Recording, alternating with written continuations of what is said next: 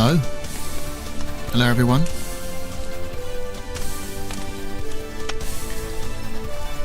Give me just a moment,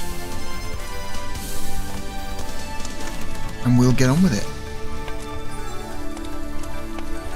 Okay.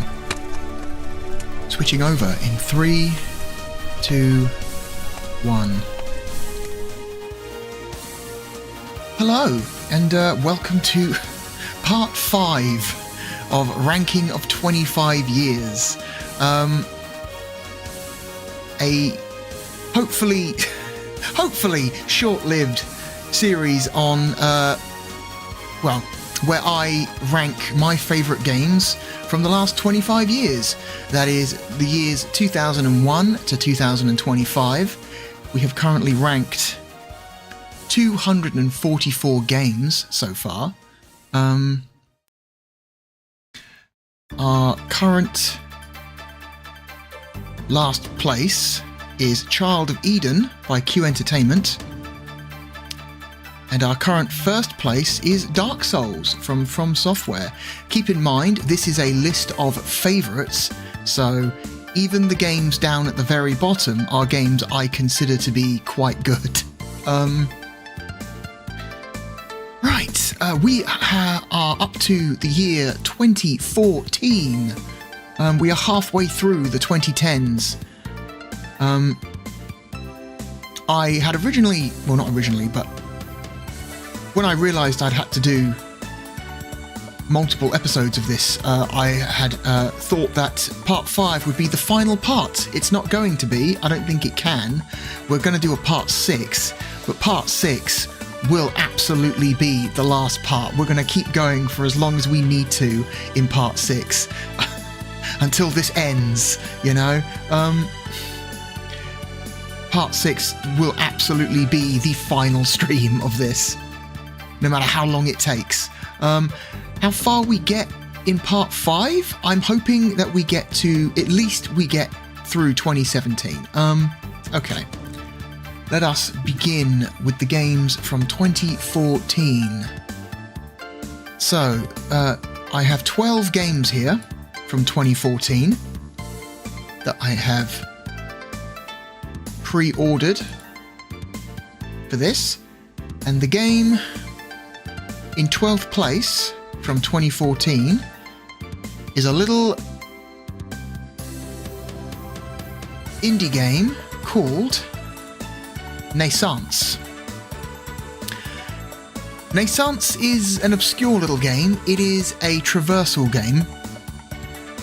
The whole point of Naissance is you're trying to reach the end of a vast network of incredibly difficult to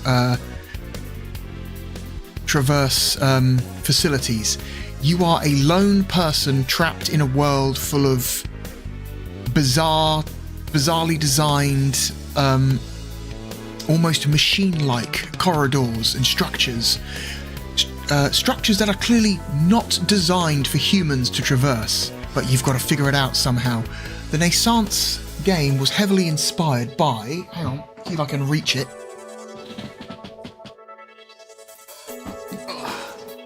the manga Blame. Heavily inspired by this manga, which is about a human or a small group of humans trying to make their way across a machine world simply not designed for them. It's a very good manga. I like it quite a lot. Some people refer to it as Blam, not Blame. I prefer the name Blame because it's a lot more it's a lot more serious sounding. Blam just sounds weird. Anyway, Naissance is neat. I would put Naissance, or Naissance. It's better than Child of Eden.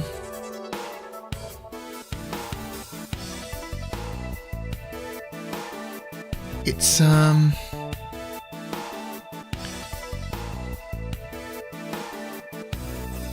better than... Is it better than Dear Esther? It's not better than Dear Esther, so it goes between Child of Eden and Dear Esther. Oops, wrong one. I am no longer using... Oh my god. Seriously? You've got to install a fucking add-on to enable regular... That's fucking stupid. There we go. Wow, that's dumb. Why doesn't this browser enable right-click menu, copy and paste? That's fucked up. Whatever. Okay, next game from 2014. I'm no longer using Edge, by the way. I had a problem with Edge in the last stream, and so I have switched browsers, and hopefully this one proves to be better. Okay, the next game we are going to rank from 2014 is a little game called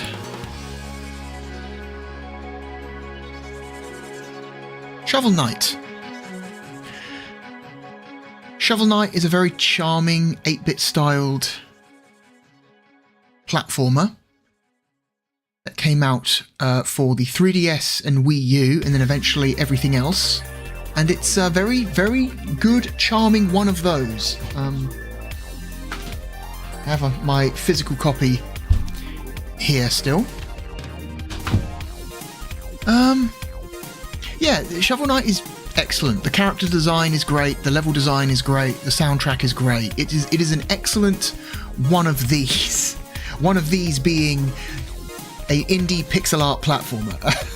But it's probably one of the better ones ever made. Shovel Knight is a better game than the Umbrella Chronicles. It's a better game than C12. It's a better game than Frog Fractions. I would take it over Mafia 1. I would take it over House of the Dead Overkill. I would take it over Flower.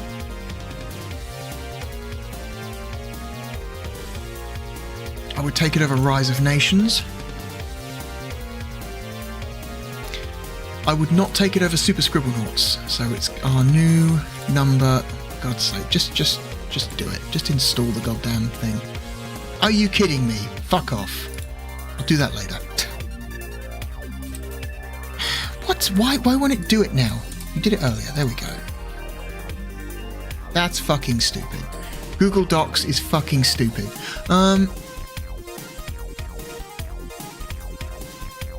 Okay. Shovel Knight is our new 234. Next game from 2014 is Oddworld, or Oddworld Abe's Odyssey New and Tasty, which is a remake of the classic 1997 procedural, not procedural, I forget the word right now, but the original Oddworld was a game heavily inspired by games like Prince of Persia and Flashback, except it's set in a bizarre alien world, and it is incredibly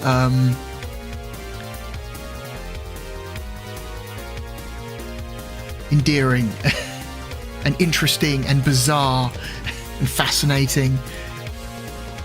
The Oddworld franchise is one of those franchises that has never really been huge, but has always kind of been quietly humming along in the background, and they've always, I feel like the quality of their games has always been pretty consistent. You can always count on an Oddworld game being, you know, well made for what it is. Honestly, the main appeal of the Oddworld games is their art style rather than their gameplay. But the gameplay itself is also pretty okay, pretty good. So I would put Oddworld, New and Tasty, above Stubbs the Zombie, above Trauma Center, above Limbo. It's not as good as Far Cry 2.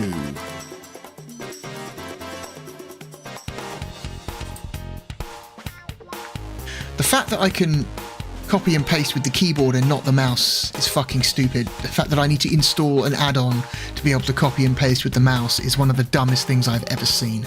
Okay. Maybe I need to stop using Google Docs. Maybe Google Docs is not a good idea. Hello, Padoka.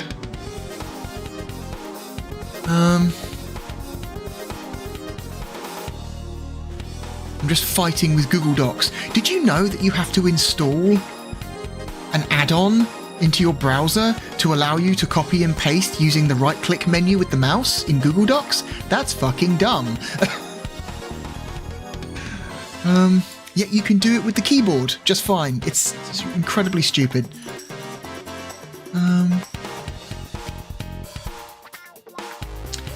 Next game from 2014. And this is technically not a game. This is technically not a game. It's more of a tech demo proof of concept, but it was a very, very, very popular tech demo and proof of concept for a game that would end up never existing. It is PT. PT was one of those weird things that kind of crops up now and again that people just kind of grab hold of and obsess over, and the fact that this ended up never actually becoming like a real game in the end only made people more obsessed and more unhinged about the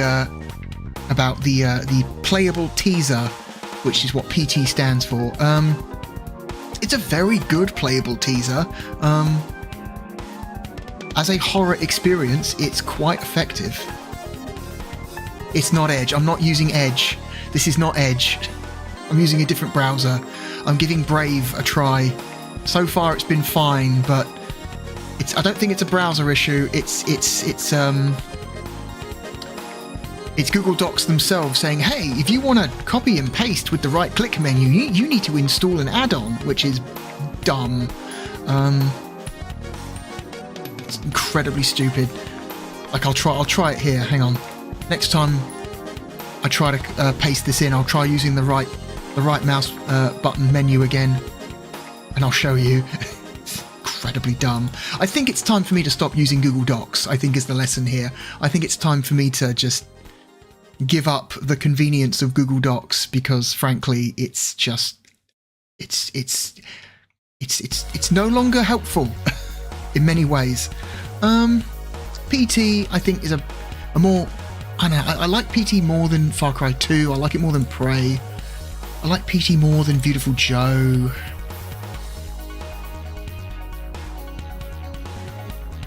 I don't like it as much as Star Trek Bridge Commander, so it's going here.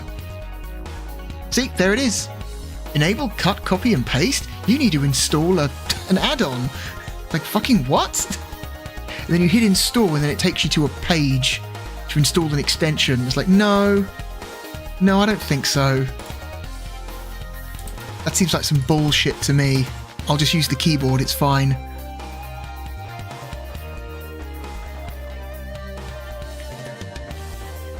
Okay, next game from 2014.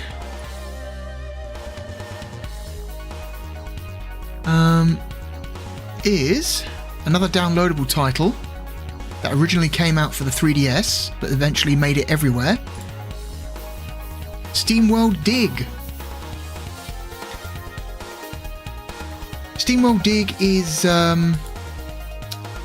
not the first game from the DreamWorld franchise. There is another game, I believe, before this one that never made it off the 3DS. This is technically the second SteamWorld game, but it is the first one played by most people. The SteamWorld franchise is one of those weird little franchises that continues to, like, surprise people, because every single game, well, almost every single game, is a completely different genre. Some of them are action games, some of them are strategy games, some of them are like resource collecting games. They're really, really weird and interesting. One of them's an RPG. They're really inventive and creative, and I really dig the SteamWorld stuff. SteamWorld, the original SteamWorld Dig, I think, is a better game than Bridge Commander. I enjoy it more than Muramasa. I enjoy it more than that 2007 Sega Rally game.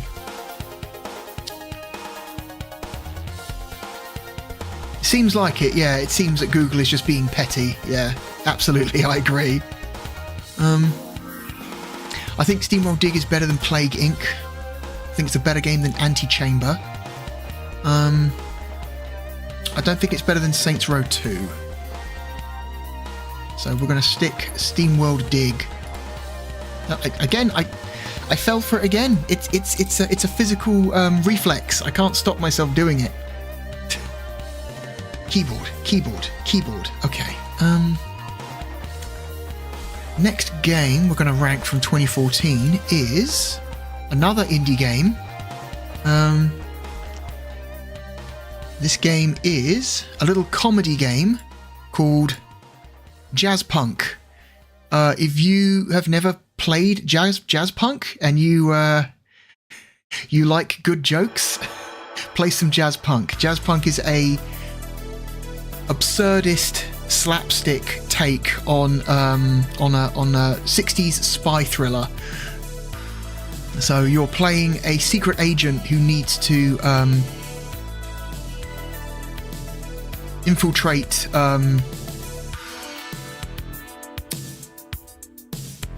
embassies and what like that, you know, other governments and offices and things like that, and get confidential information for your government.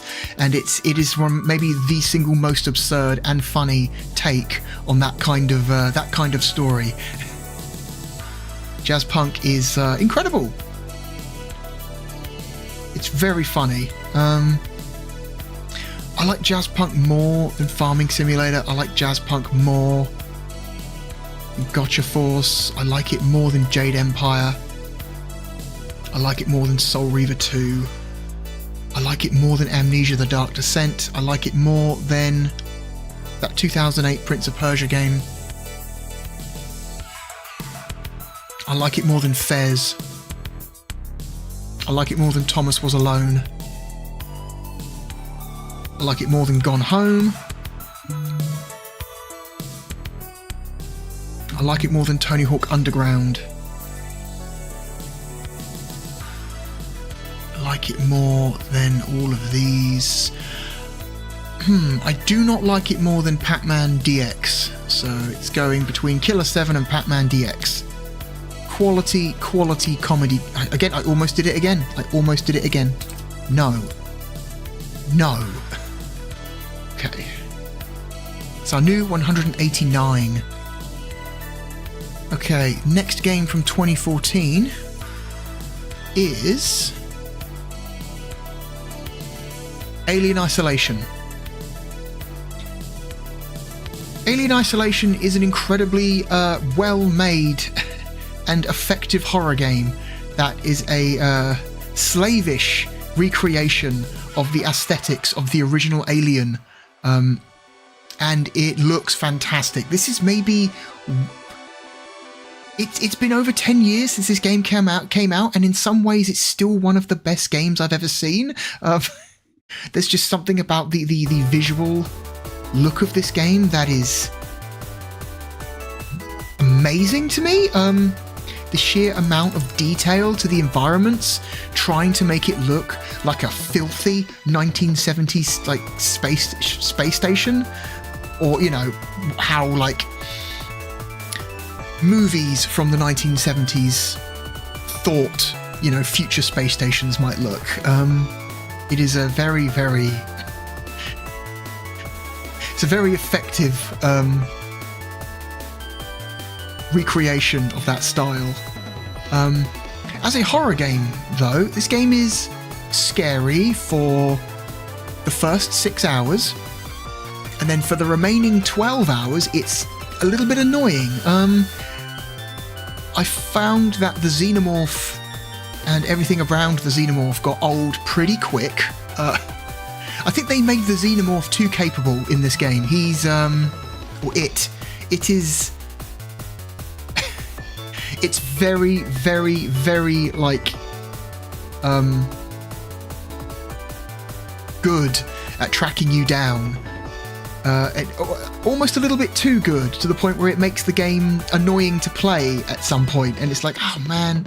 Also, maybe the game's a little bit too long, I found. This game's like 20 hours long. It's nuts. This game should have been, I think, 10 hours tops, but hey man, you can't...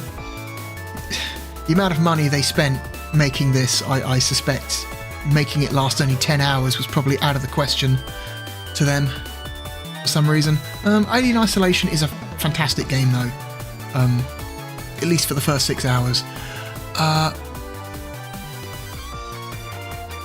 I would put it above Afterburner, I would put it above Blood Rain 2, I would put it above Project Rub, I would put it above Beyond Good and Evil, I'd put it above Amped 3. It's better than The Room. It's better than Resident Evil Revelations.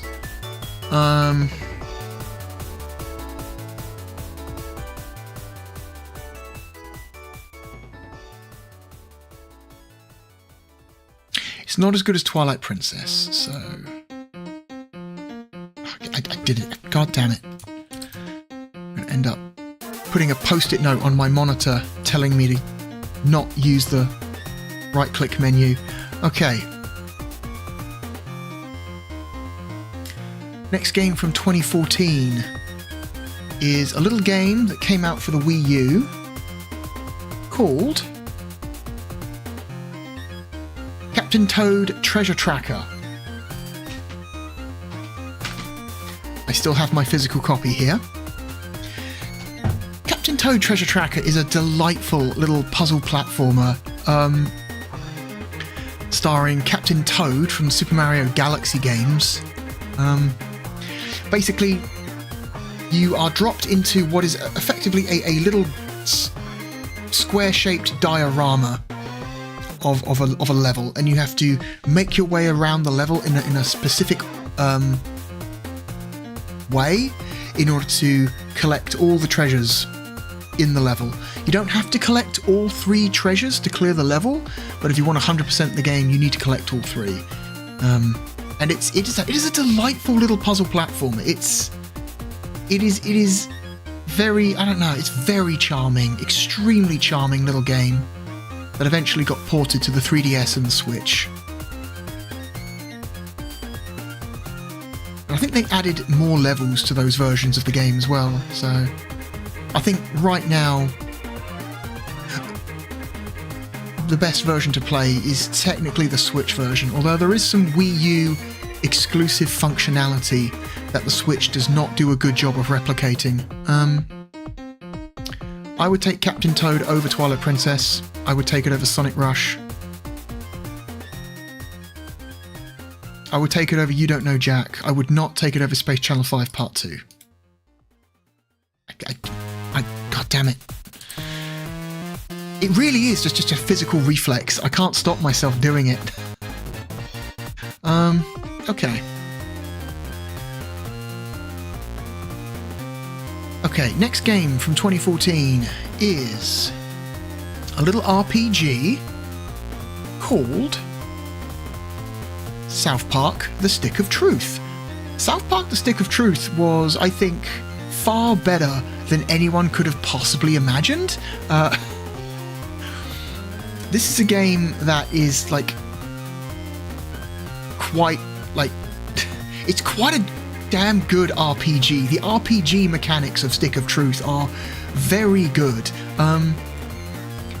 It's heavily inspired, I think, in terms of its gameplay by the Super Mario RPGs, in which you can time button inputs to increase the amount of damage you cause to enemies and decrease the amount of damage caused to you.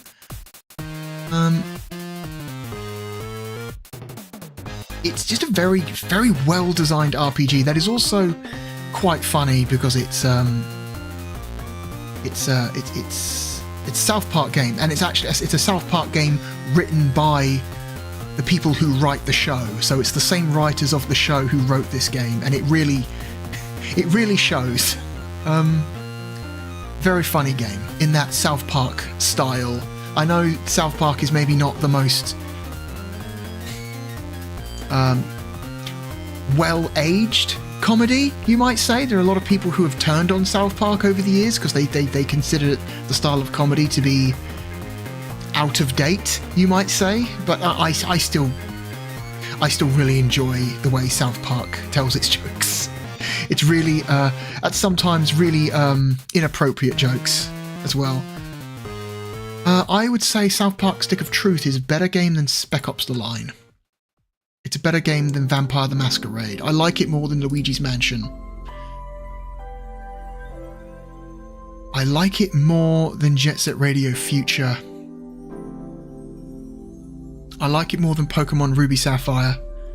I do not like it as much as Bastion or No More Heroes, so it's going here. It is our new... I'm not even going to talk about it this time. I'm not even going to talk about it. Not even going to talk about it. It is our new 142. Okay, next game from 2014 is a racing game. Maybe one of the most intensely popular racing games of the last 10 years. It is Mario Kart 8.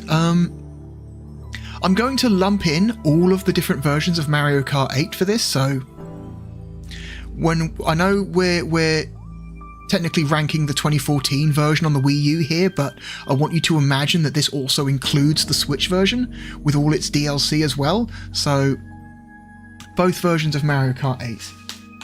I still have my original Wii U copy of Mario Kart 8. This is maybe the best Mario Kart. The myth of your first Mario Kart is your favourite Mario Kart, I think, has been broken thoroughly, because I've been playing Mario Kart games for decades, and Mario Kart 8 blows all of them away. This game is a fucking great racing game. It feels great to play, it looks great. This is honestly one of the best looking Wii U games ever. Like, this is a technical marvel on the Wii U hardware. It's just an all-round, super high-quality racing game. And I think the new one, Mario Kart World on Switch 2, is a perfectly fine Mario Kart game, but I think people turned on it because it wasn't as good as Mario Kart 8.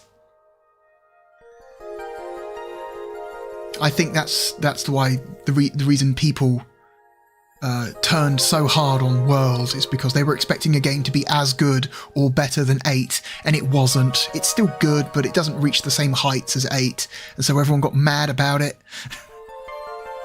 Because people get mad about really dumb shit on the internet all the time. Mario Kart 8 is incredible. I would say it's better than Sonic Adventure 2. I like it more than Virtua Fighter 4. It's a better game than Metroid Prime 2. I like it more than Time Splitters Future Perfect. I like it more than Star Trek Armada 2. I like it more than Hitman Contracts. I like it more than Metroid Prime 3. I like it more than Vanquish. I like it more than Crysis.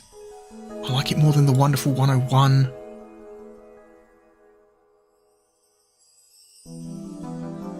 It's better than Soul Calibur 2. It's better than Picross 3D.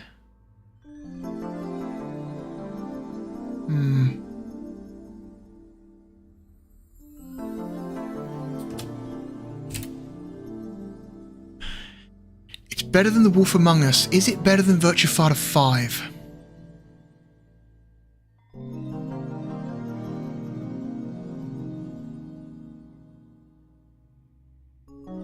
Yes.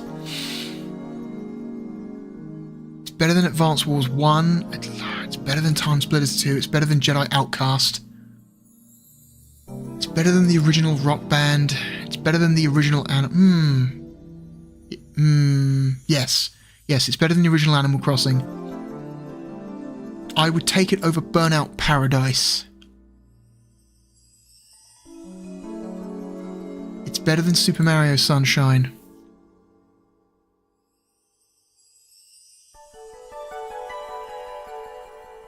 Is it a better racing game than Wipeout HD?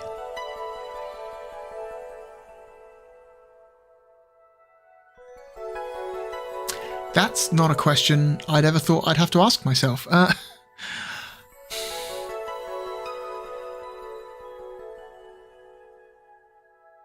Yes, it is.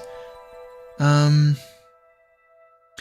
I don't like it as much as Heart Gold and Soul Silver, so it's going here.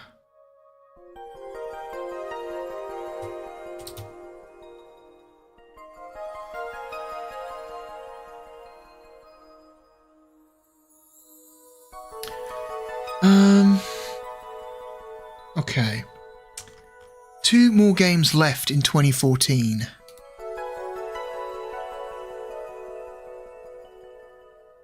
Second to last is another indie game. A game of which I am quite fond of. It is Nidhogg. Nidhogg is an incredibly fun sword fighting game. Where you are playing these little, like, low-resolution pixel guys with swords, and you have to try and fight your way to the opposite end of the arena. So, the arena is divided into 5 screens, and the fight starts in the center screen. And this game is best played with 2 humans because it's so incredibly funny. So you can block high, block low. You can throw your sword like a projectile, but if you miss or your opponent blocks your sword, suddenly you don't have a sword and you're in deep shit. You can roll by running and pressing down to try and get past your opponent and get behind them. It is just an incredibly fun and chaotic sword fighting game that is maybe some of the best multiplayer I've ever played. There was a sequel to Nidhogg called Nidhogg 2, but I do not like that game nearly as much. There's something about the art style to Nidhogg 1 which is... it just works so much better for me than the art style of Nidhogg 2. Nidhogg 2 is like... it goes completely the other direction with its pixel art. It's like super big, detailed, like pixel art characters, and it looks, it's like it's too much. There's too much detail. It looks gross. It's a weird looking art style, Nidhogg 2. There's something about the very simplistic art style of the first game that is just... it just works so much better for me.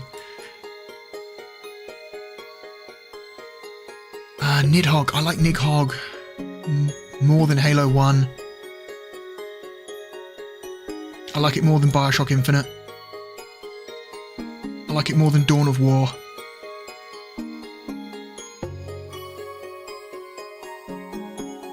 I like Nidhogg better than Super Mario 3D World. I don't like it as much as Outrun 2006. Aha, I remembered this time.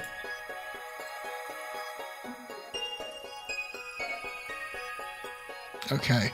Our final game of 2014 is, again, going back to the Wii U, Bayonetta 2. Bayonetta 2 is an amazing video game. Bayonetta 2 is, I think is personally the best Bayonetta game.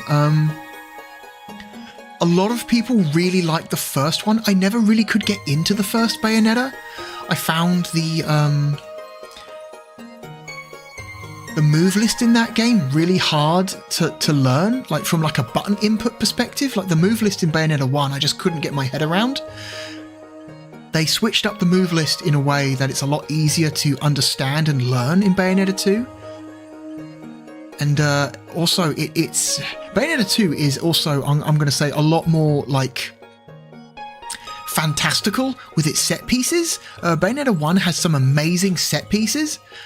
Bayonetta 2 goes above and beyond with its set pieces. Bayonetta 2 is at points, a ridiculous game. Ridiculous, but in the best way possible. Fucking amazing game. One of the best stylish action games ever made. One of the best games to ever come out for the Wii U. Bayonetta 2 got ported to the Switch, I believe, as well, so you can play. That game is now available on the Switch, so it's not trapped on the Wii U, which is a good thing because more people need to play Bayonetta 2. Wish I could say the same about Bayonetta 3. Bayonetta 3 was a massive disappointment. I liked Bayonetta 1 more than I liked Bayonetta 3. Bayonetta 3 was a huge bummer for me. But 2 is incredible. 2 stands out as one of the best games that Platinum has ever made. It's better than Colin McRae. I like it more than Colin McRae 2. I like it more than Red Faction Guerrilla. I like it more than Minecraft. I like it more than Banjo-Kazooie Nuts and Bolts. I like it more than Fallout New Vegas. I like it more than Persona 4. I like it more than Street Fighter 4. I like it more than Saints Row the Third.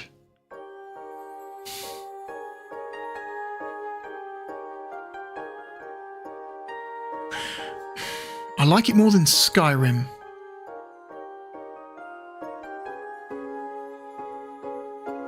I do not like it as much as Fire Emblem Awakening, so it goes here. God damn it. Broke the streak. The streak of 1. I'm going to be doing that all night. You do realise that? I'm going to be doing this all night. Oh, I have my original Wii U copy as well. This game came out in Europe alongside a Wii U port of the first game. Okay.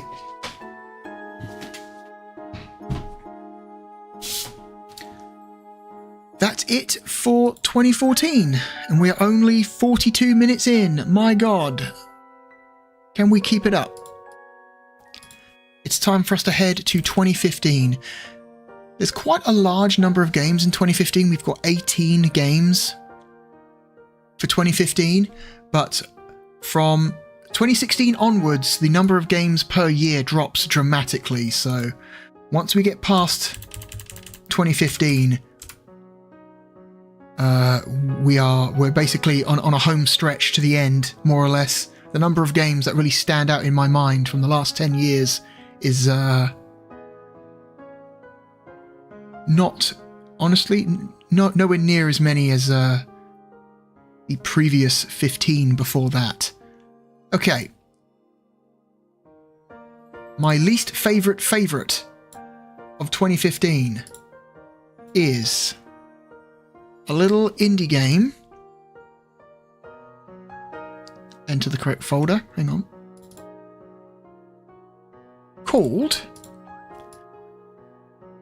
The Beginner's Guide. The Beginner's Guide is a little narrative walking sim game where you are being guided through a series of incomplete games made by this guy's friend. So you're introduced to the game by this narrator, and your narrator is like, hey, my friend made all these games and I'm gonna guide you through them and tell you what I think about them, and because I think he's a really interesting person. And then as you go through the game, it's one of these like unreliable narrator experiences where you put your complete trust in what the person is telling you is true, but as you go through the game you realize that maybe the person talking to you is full of shit. And maybe you can't actually trust them. And it's really, I think, well written little like narrative experience where this person begins to realize that their so-called best friend is a complete stranger to them and they don't actually understand who they are at all. And then by the end of the game, you realize that, oh, this person's best friend fucking hates them. Like, he knew that his friend was, like, going through his games and deconstructing them without his permission, in like some like weird attempt to try and analyze him as a person, which I think is kind of invasive and fucked up. And so he hid a message in one of his games to tell this guy, your narrator, that he fucking hates him and he thinks he's a piece of shit and he wants him to leave him alone. It's like, oh, that's an incredible moment. It is one of the most unique and interesting narrative games I've ever played. And it bills itself as a true story. So the game will start up and the guy talking to you will like tell you, this is a true story and I'm going to tell you about my real life friend. It's not. It's a work of fiction that is incredibly it's just an incredibly believable work of fiction, but it is fiction. Don't get tricked. But it's such a, I think, an effective little story that I really enjoyed. Okay, I would say The Beginner's Guide is a better experience than Naissance. I think it's a better experience than Dear Esther. I like it more than the Umbrella Chronicles. I like it more than C12. I like it more than Frog Fractions. I do not like it as much as Infinite Space, so it's going here.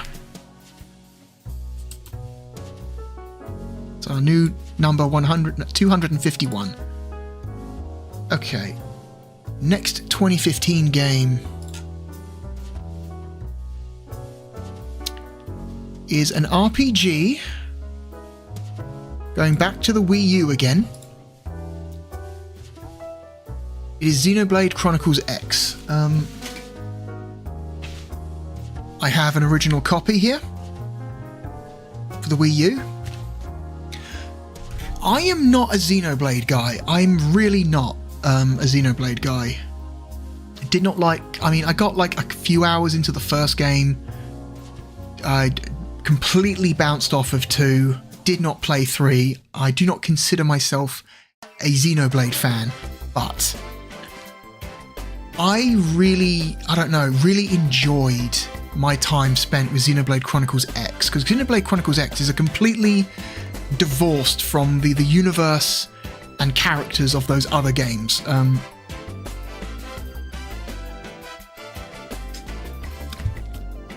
At least I want to say it is. I want to say it is a completely separate universe. It doesn't technically have anything to do with those other games at all. It just has similar type of gameplay, and it's, you know, it has a lot of the same concepts as those other games. Xenoblade Chronicles X is a really cool game because it's one of these big, giant, open world RPGs. But you get a mech suit. You get a mech suit, and it's a really cool looking mech suit that you can customize.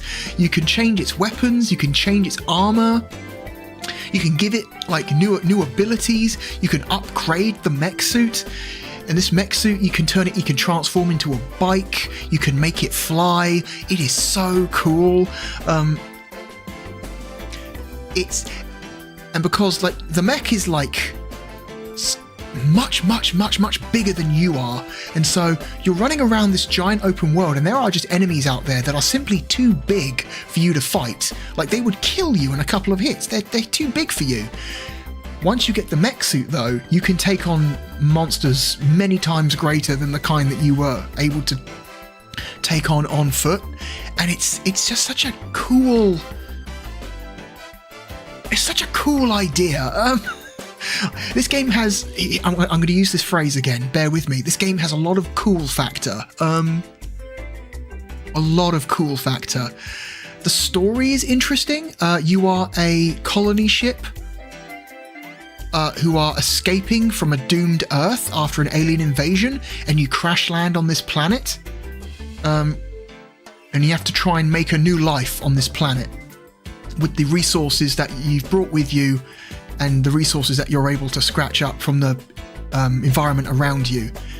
And it's just such a I don't know, I find it a very interesting story, which I don't say very often for a lot of Japanese-made RPGs. I find a lot of Japanese RPGs to have very, very, very similar stories to each other. But Xenoblade Chronicles X is very unique, I think, and that's what makes it interesting to me. This game is really cool, and I like it quite a bit. I played a couple dozen hours of this on the Wii U, and I've put like 100 hours of this into the Switch version.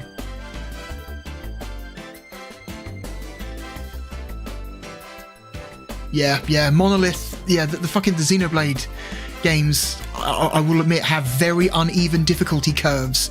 Like, you can spend hours and hours kind of cruising through the story, and then all of a sudden you'll just hit this giant roadblock of difficulty, and then you have to like grind for like a dozen hours to get over it.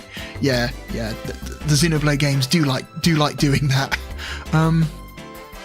Also, not a huge fan of how randomized the enemy layout in this game is.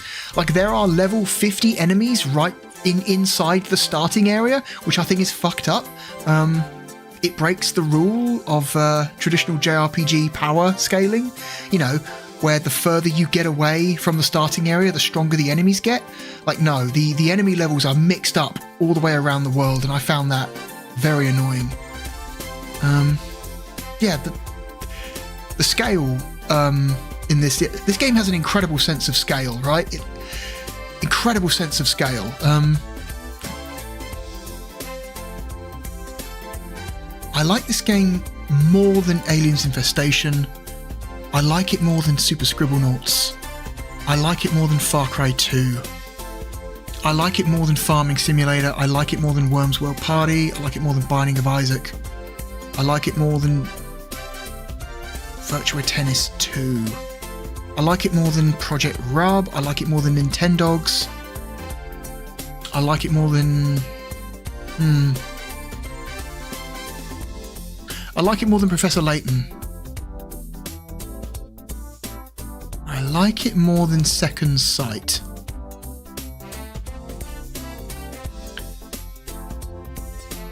I like it more than Twilight Princess. I like it more than Sonic Rush.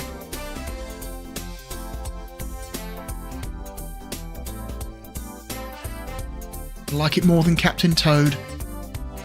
I like it more than Spec Ops: The Line. I like it more than Hotel Dusk. I like it more than Vampire the Masquerade.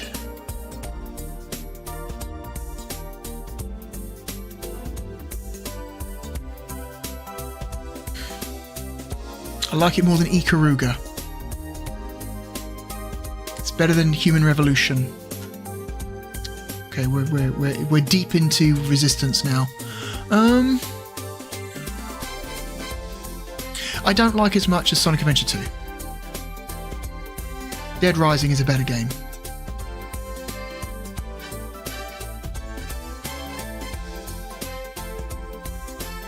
It's better than Pokemon Ruby Sapphire. It's not as good as The Stick of Truth.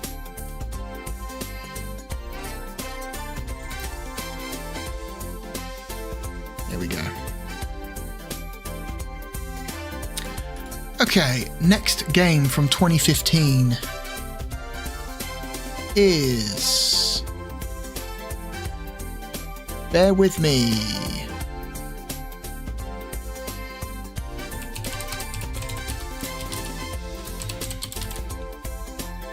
I thought I got all the box art. It seems like I may have missed one.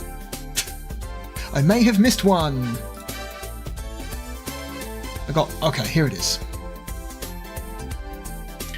It is a sequel to a game I like a lot, but it is a sequel that I do not think is anywhere near as good as the original. It is Picross 3D Round 2. Picross 3D Round 2 is the sequel to Picross 3D, which is my #1 original Nintendo DS game. The original Picross 3D is one of the best puzzle games ever made, I think. It is extremely well designed and addictive, and basically brings Picross into the third dimension in a way that you had no idea was possible. Picross 3D Round 2 is more or less the same idea, but slightly overcomplicated. Picross 3D Round 2 adds the mechanics of painting blocks and adding curved edges. So it's not just about getting rid of blocks that shouldn't belong, it's about deducing which blocks need curved edges and which blocks need to have specific colours. And because of that, they have kind of made an excellent puzzle game slightly too over-designed. It's slightly too overcomplicated. They could have just done another collection of 100 puzzles with the exact same mechanics of the first game, and I would have been happy, But they kind of added too much.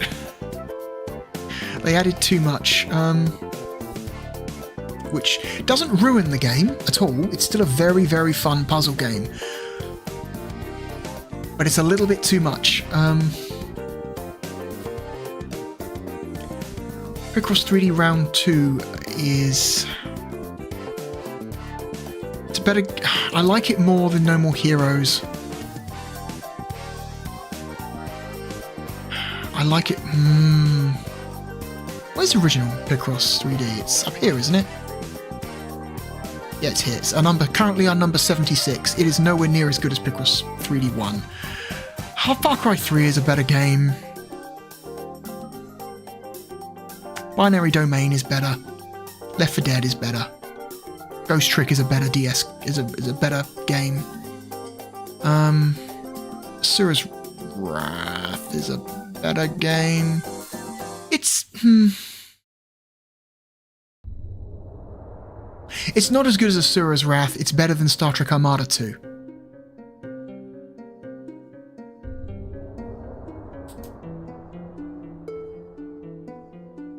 There we go. Excellent, excellent puzzle game that's maybe just a little bit too over-designed. A little bit too complicated. Okay.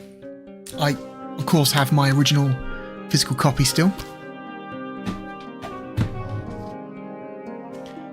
The next game from 2015 that we are going to rank is another indie game. Another excellent multiplayer indie game. It is Keep Talking and Nobody Explodes, which is, again, some of the best multiplayer I've ever played. It's asymmetrical multiplayer, it's co-op, everyone is working together. The idea is you split yourself up into two groups. You have one person whose job it is to disarm a bomb, and everyone else is separated from that person, and they have in their possession a manual which tells them how to disarm the bomb. But the people with the manual are not allowed to see the screen of the guy disarming the bomb. So the people with the manual can't see the bomb. They have to describe what they're seeing in the manual to the bomb disarmer over a microphone, or, just via voice. And it is one of the best ideas for asymmetrical co-op I've ever seen. It is a really tense and funny experience, and the manual has been designed in a way that requires you to use very expressive language when you're describing what you're seeing. It's not a case of, okay, describe what you're seeing, and the guy looking at the bomb will describe what the bomb looks like, and they're using the description of what the guy said about the bomb to try and find the correct page in the manual and go, okay, I think this is the right page, and that they themselves have to then describe the solution back to the guy, and it's great fun. It's such a good time, especially if you can get everyone in the same room. You can print the manual off. The manual is, I believe, included as a PDF with the game if you buy it on Steam. There's also a web link, so you can look at it on a web browser. And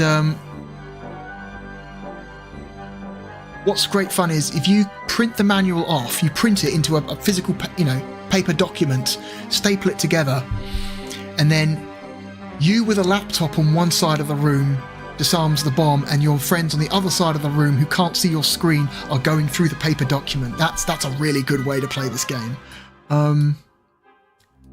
Great game. Okay, Keep Talking and No One Explodes is a better game than Asura's Wrath.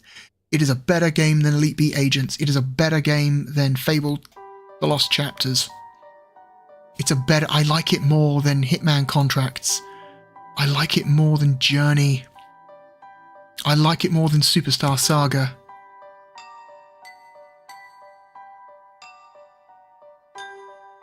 I like it more than...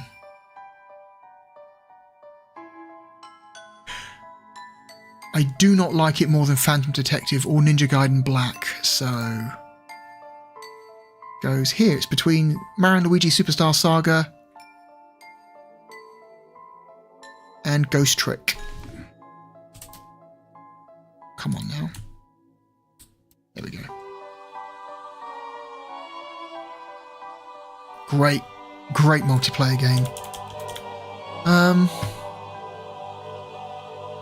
Next game from 2015 is... Grow Home, which is a delightful little game. It's not an indie game. It's put out by Ubisoft, but it's a small limited scope game from Ubisoft that I think was really good. It's basically a physics platformer, and the point is you are this little robot called Bud, and you've fallen out of your spaceship, and you need to very slowly and carefully climb your way up back to outer space from the surface of this alien planet. Climb your way back up into space. And it is really, really charming. It is a great little game. There was a sequel, I believe the sequel came out a couple years later called Grow Up, which is pretty much the same idea, but instead of a single pretty limited map, you have in Grow Up there is an entire planet that you can walk around and climb around and look for upgrades and stuff. Grow Up is cool, but Grow Up is like a little bit too much. Grow Home is kind of the perfect scale. It's like just enough game. It doesn't outstay its welcome, where I think Grow Up does outstay its welcome a little bit. Grow Home, very charming little game. Grow Home is better than Keep Talking and No One Explodes. It's not as good as Ghost Trick.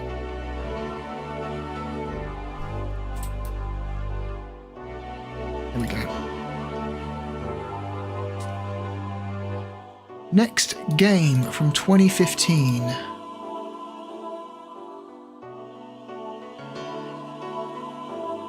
That game is Earth Defense Force 4.1.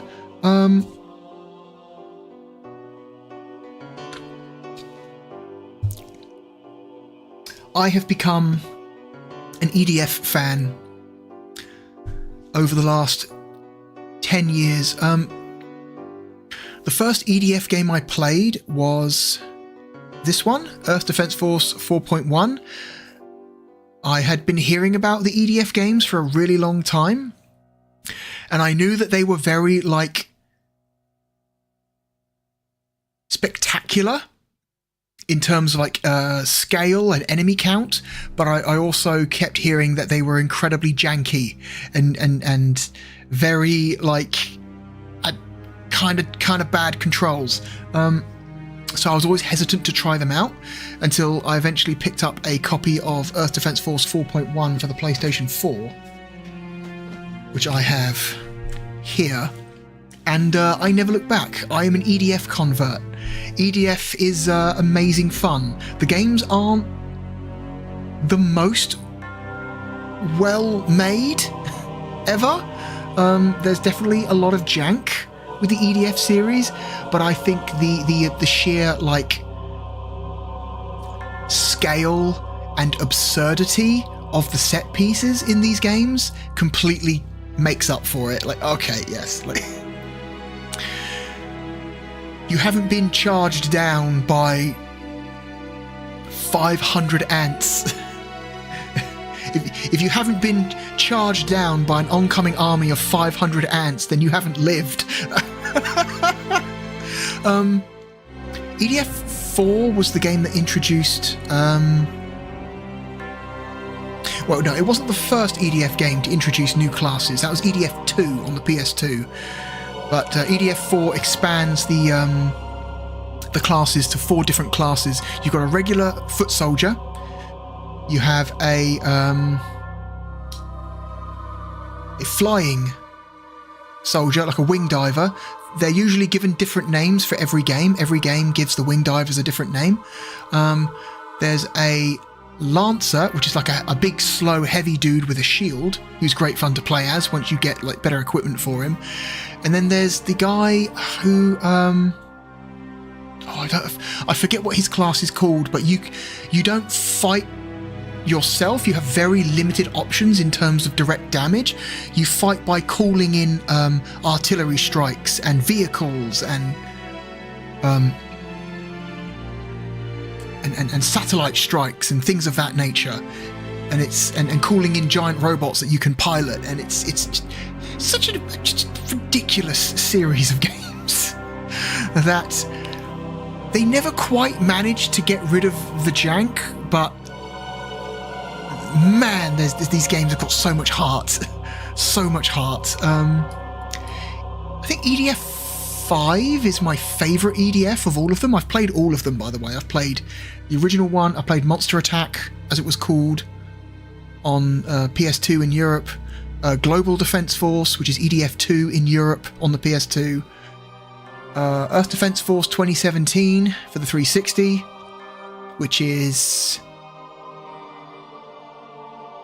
in some ways the worst game, but also in some ways the most earnest of all the EDF games. Then there's EDF 4 and 4.1, EDF 5. EDF 6 is interesting.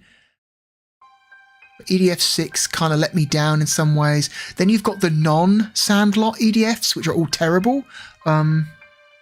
Insect Armageddon for the 360 and PS3 is a terrible game. That was made by a Western developer.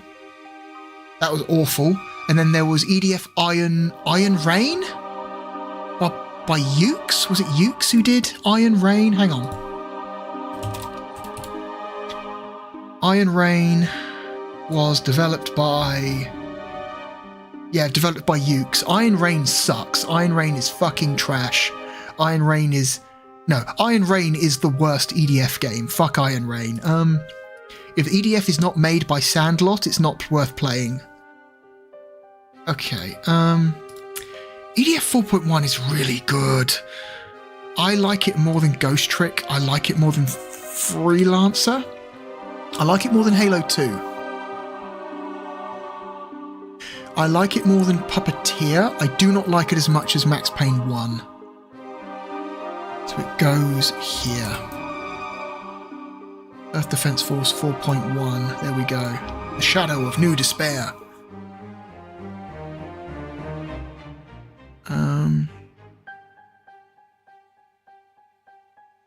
Okay. The next game from 2015 that we're going to rank is a city building game, and it is Cities Skylines. City Skylines became the true successor to SimCity because EA very clearly had no idea what the fuck they were doing, and they completely dropped the ball with the new SimCity that came out a year or two before this. And so when City Skylines came out and it was a competently made city building sim, all the SimCity fans immediately jumped over to City Skylines. City Skylines is not the first game in its franchise. It's I played a previous game from this franchise. I think it's Cities 2011 or something. Hang on.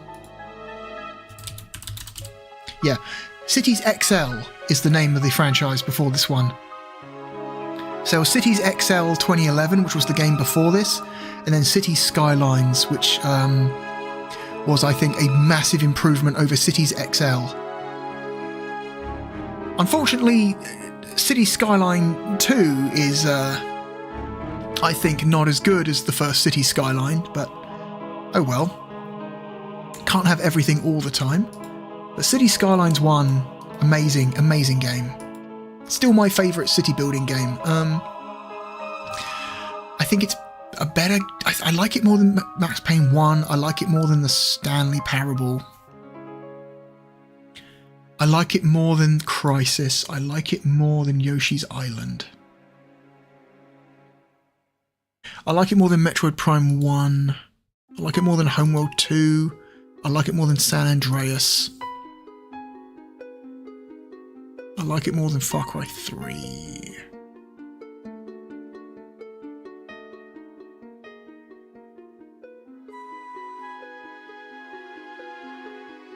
No, I don't. No, I don't like it more than Far Cry 3. I do like it more than Wonderful 101, though, so it's going here. Cities Skylines. Alright, next game from 2015. Going back to the Wii U. For Yoshi's Woolly World. Yoshi's Woolly World is a game from the Yoshi's Island franchise. So, the Yoshi's Island franchise is a really bizarre and uneven sub-franchise of the Mario franchise, where the best games in the Yoshi's Island franchise are amazing, and the worst games are fucking terrible. So it's Yoshi's Island on the original Super Nintendo, and then later ported to the GBA, which is considered by many to be the best, still the best game in the franchise.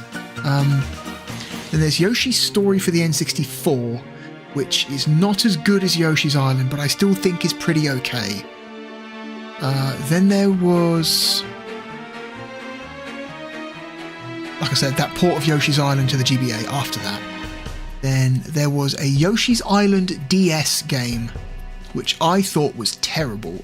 Yoshi's Island DS is not the game I wanted it to be at all. I hate Yoshi's Island DS. It's one of my least favourite DS games that I've played. Then there was, after that, I think Yoshi's Woolly World was the game after that. And after Woolly World, there was Yoshi's Crafted World for the Switch. And I think they're working on another one. I forget what that one's called. Yeah, Woolly World is probably it's definitely one of the better ones, though. Woolly World is an amazing Wii U game. It's a very nice looking Wii U game. I have my original big box copy here, complete with the pack-in amiibo.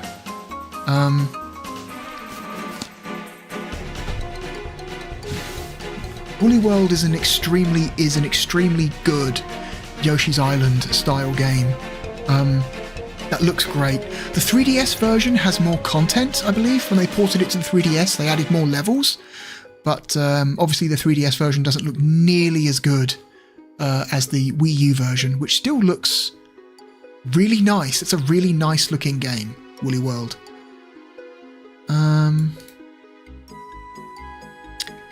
Woolly World is better than City Skylines.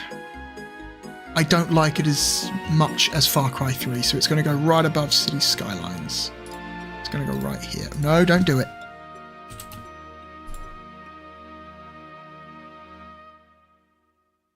It's a cool game. It's a cool game. Okay. Next game. We are returning to Fire Emblem for the second and final time. From for my second favourite Fire Emblem game. And that game is, if I can find it, Fire Emblem Fates, of which I have a big box copy right here. This game was released in some territories as two separate games, Birthright and Conquest.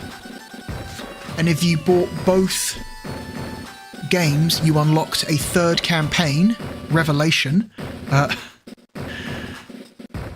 feel like Fire Emblem Awakening and Fire Emblem Fates borrowed a lot of ideas from Shining Force 3.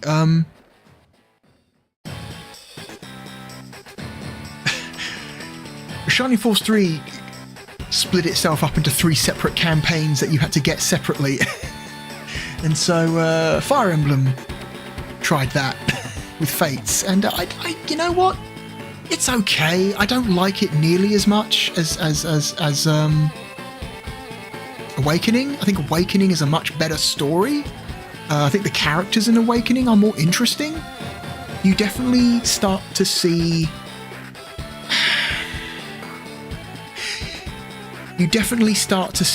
like the fan service slop creeping in this game. Like there's a little bit of fan service slop in like almost every Fire Emblem game, but you really start to see it become more of a thing in Fates, and that's and it only gets worse as the series goes on. It's just like Fire Emblem becomes more and more and more fan servicey in a way that just does not interest me at all. And so Fates was the last game I played. Because the one after this one I was interested in looking at, but by the time that game came out I was kind of completely done with my 3DS and I didn't want to buy another 3DS game. So I skipped the last 3DS game, and I was thinking about trying one of the Switch Fire Emblem games, but then all of the footage I saw of the Switch FE games were of the fucking like dating sim shit, and I don't want to do that shit. Fuck that. So unless something significant changes with the direction of that series, I might be done. I might be done with Fire Emblem. Fire Emblem Fates, I like it more than Far Cry 3. I do not like it as much as Graw. So it's going between Far Cry 3 and Graw. No, don't do it. Don't do it. There we go. It's for our new number 82. Okay. Next game from 2015. It is Fallout 4. Fallout 4 is a divisive game. In many ways, it is a great improvement over Fallout 3.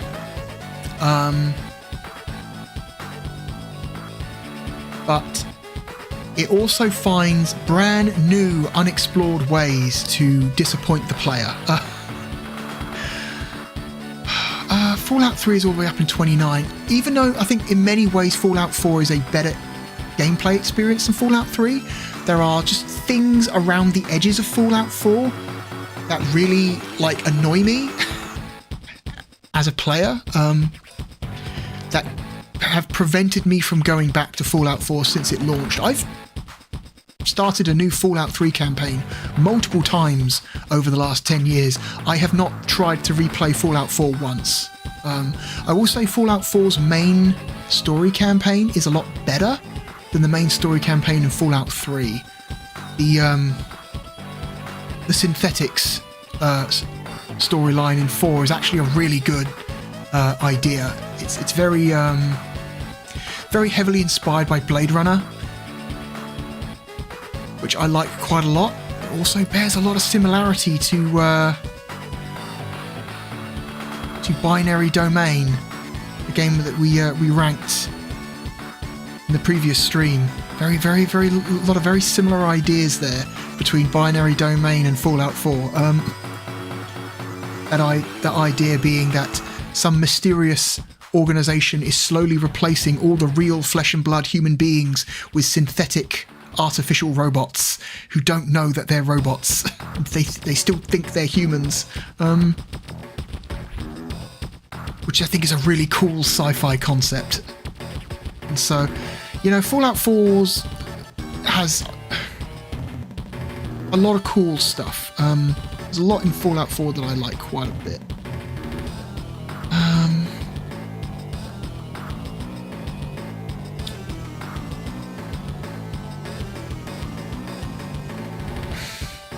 I like it more than Graw. I like it more than Graw 2. I don't like it as much as Virtua Fighter 5.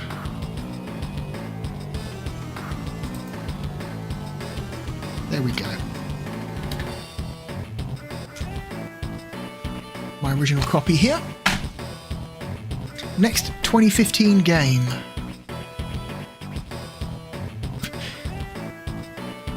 Oh, what's that? You blame Persona? Oh no, you're talking about Fire Emblem. Yeah. You can lay a lot of the blame of like the non-stop fan servicification of the JRPG genre directly at the Persona's feet, I guess. Turning every single like JRPG into a fucking dating sim. It's not a trend that I'm a huge fan of, frankly. I think if it's a very limited aspect of an RPG, it's fine.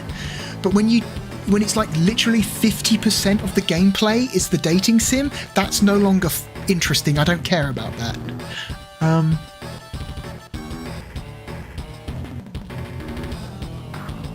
Yeah. Okay. Next game from 2015 is a little horror game called Until Dawn, of which I still own my original copy. Until Dawn was a really interesting horror game. It's a I guess you would call it a narrative horror game, because you're not actually doing that much in the way of action. Most of the major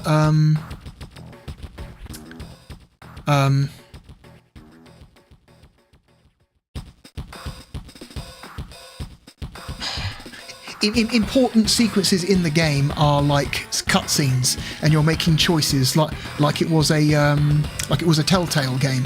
There are some sequences where you have to at least sort of run away from a monster, but that's not the primary. That's not the primary gameplay. The primary gameplay is like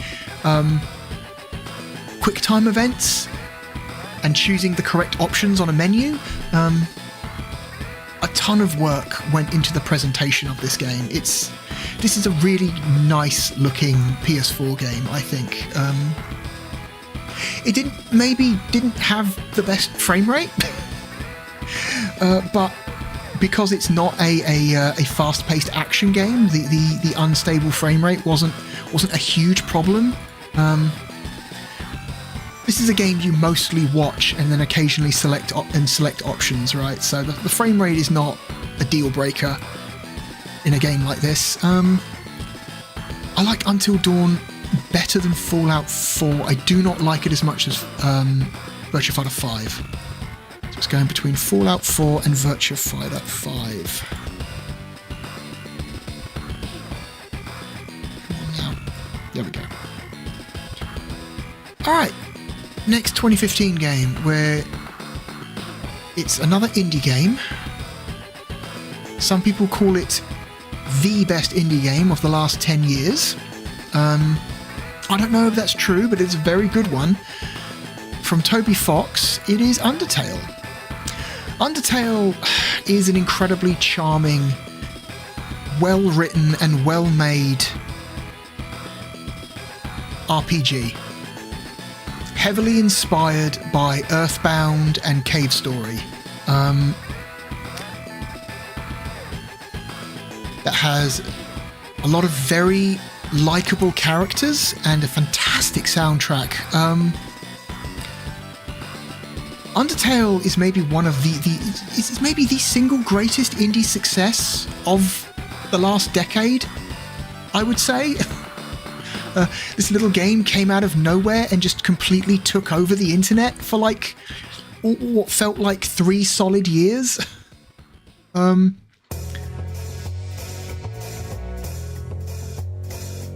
This game is really fucking good. Undertale is a little RPG masterpiece. It's an incredibly well-written game.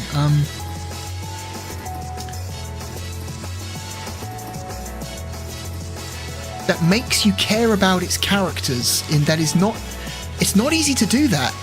Like, you can have a good story in a game, but that doesn't mean you necessarily care about the characters. But Undertale manages it. Undertale manages to make you care about these dumb little pixel art characters in a way that you do not expect by the end. It is a game writing triumph. I like it more than Virtua Fighter 5. I like it more than Advance Wars 1. I like it more than Time Splitters 2. I like it more than Jedi Outcast. I like it more than the original Rock Band. I do not like it as much as the original Animal Crossing.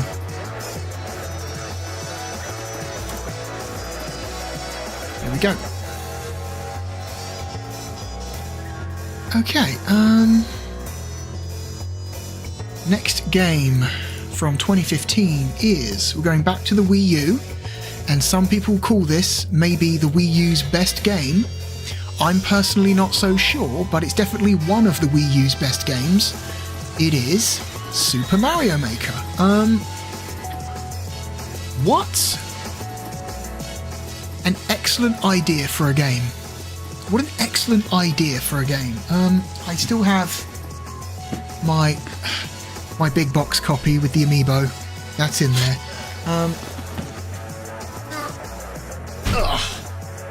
It's a very tall stack of games. I'm going to keep my eye on that. Okay. Seems stable. Super Mario Maker is an incredible idea for a game, and it seems like an idea that is best done on a platform like the Wii U, where you always have access to a touchscreen and a stylus, because Super Mario Maker 2 for the Switch, I'm just going to straight up say, not as good. Super Mario Maker 2 for the Switch, not as good. The primary issue with Super Mario Maker 2 is that if you want to play this game on a TV screen, you have to build the levels using analog sticks and buttons instead of a touchscreen.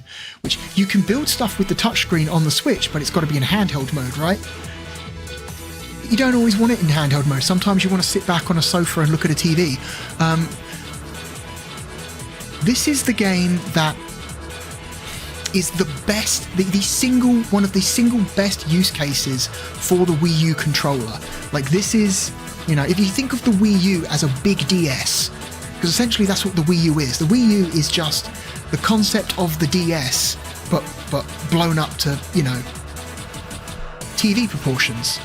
And Super Mario Maker is a game that works best when you always have a touchscreen in your hand, right?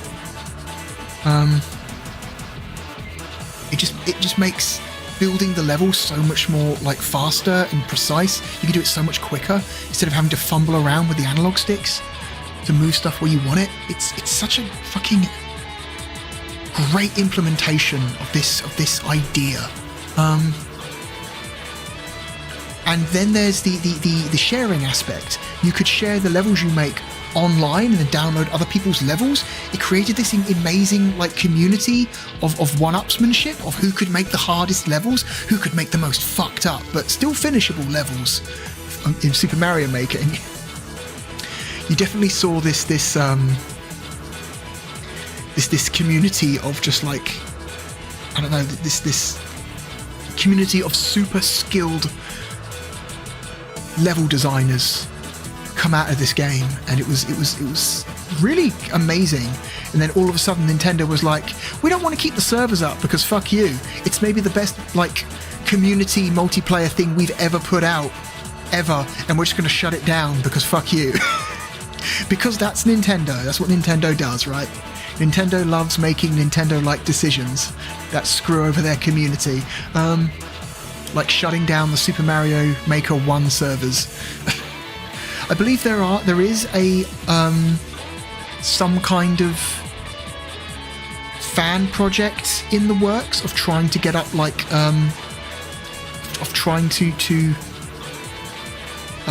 recreate the Super Mario Maker servers on like a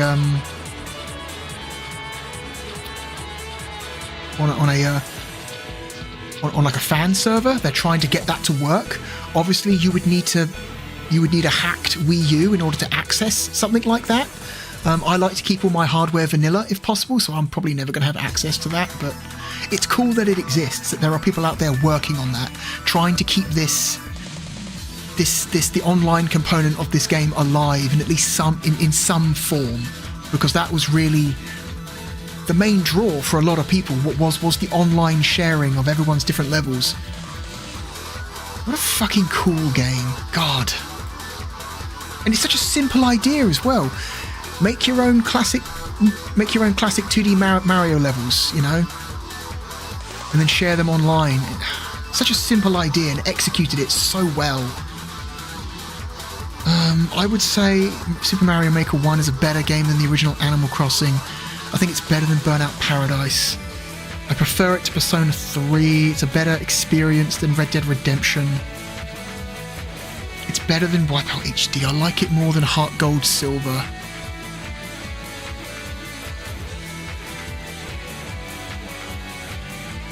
I don't like it as much as Halo 1 or Okami, so it goes here.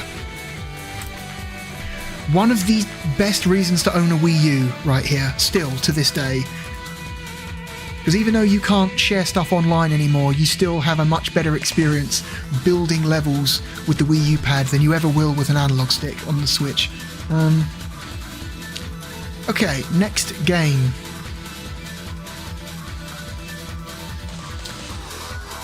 From Sega. And this is the game that I think it's very arguable to say that this game saved this franchise in the West. It is Yakuza 0. The Yakuza franchise has had a very uneven history in Western territories. These games have always been popular in Japan. But they had a very difficult start in Europe and America. The first two Yakuza games on the PS2 sold horribly, and they were very expensive games to make at the time, and they just did not really move the needle at all in the West. Some people bought them and really enjoyed them. There's always been a very small but very loyal Yakuza fan base in the West, but small loyal fan bases don't pay the bills, right? And so I think at one point Sega was considering stopping releasing the Yakuza games, at least in North America. I think they may have kept trying a little bit longer in Europe, but at one point they were considering never putting out any more Yakuza games in North America. But they kept going, and the word of mouth about these games kept building very, very slowly. The fan base was building very, very, very, very slowly. Every time a new Yakuza game came out, there was this very loud cry from a corner of the internet that demanded that people like these games and respect them and get into them. And most people kind of ignored it until Yakuza 0 came out. And Yakuza 0 is such an amazing piece of storytelling. Yakuza 0, I think, it finally broke the mainstream seal on Yakuza in the West, in a way that the previous games in the franchise just couldn't. And Yakuza 0 might be the best Yakuza game still. It's set in the 1980s. You play a very young Kiryu and his best friend / nemesis. I forget his name. Eye Patch Man. Both like very, very young versions of themselves. I think they're like 19, 20, like they're super young. And it's like they're going through 1980s Japan, and it's just some of the best, like the best, dumbest organized crime story you've ever seen. And it's glorious. It's a glorious game. It's such a wonderful game. It is simultaneously some of the most like deadly serious storytelling you've ever seen, and then also some of the dumbest, goofiest shit you've ever seen. You know, you're trying to like protect this girl from being assassinated by the mob, you know, and there's like there are some cutscenes that really play up the peril of it all, and then 10 minutes later you're doing karaoke at the bar, and it's such a huge, wild tone swings. It's amazing. It really it stops the game from getting boring, really, because you know what a fucking triumph this game is. Just stylistically amazing. Some people, I've noticed that some long-time Yakuza fans kind of hate this game a little bit, not because they think the game is bad, but because they think that this game is responsible for the Yakuza series becoming a lot more goofy in general ever since, because I think Sega took the idea that, this game was only successful because it was goofy, therefore we need to make all future games in the series extra goofy to, you know, improve their chances of sales. And I think some long-time Yakuza fans hate it for that.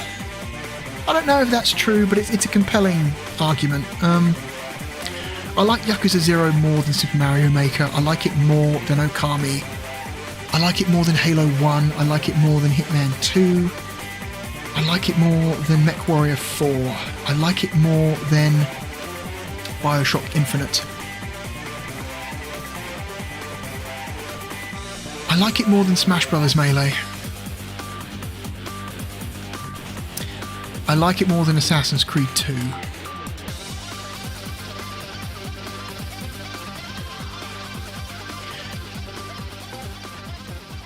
I like it more than Darksiders.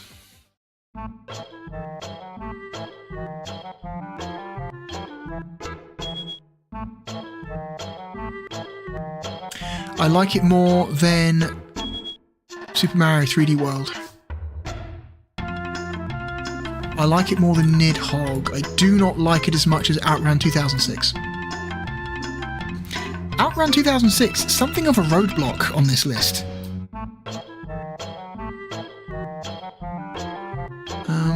So our new number 45, Yakuza 0. Okay, 4 games left in 2015. Our next game is... if I can find it. It is definitely here. There it is. Bloodborne.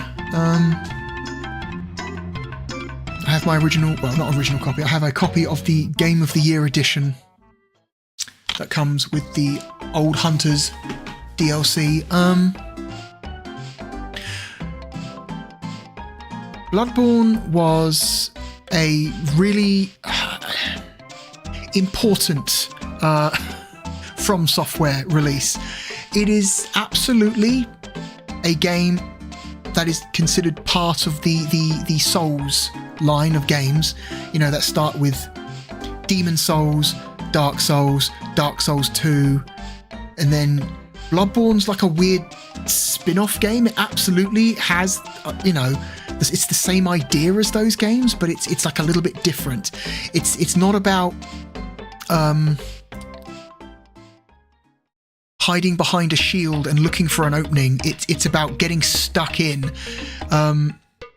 it's more about counters and parries than the Dark Souls games are. This is a game about getting in,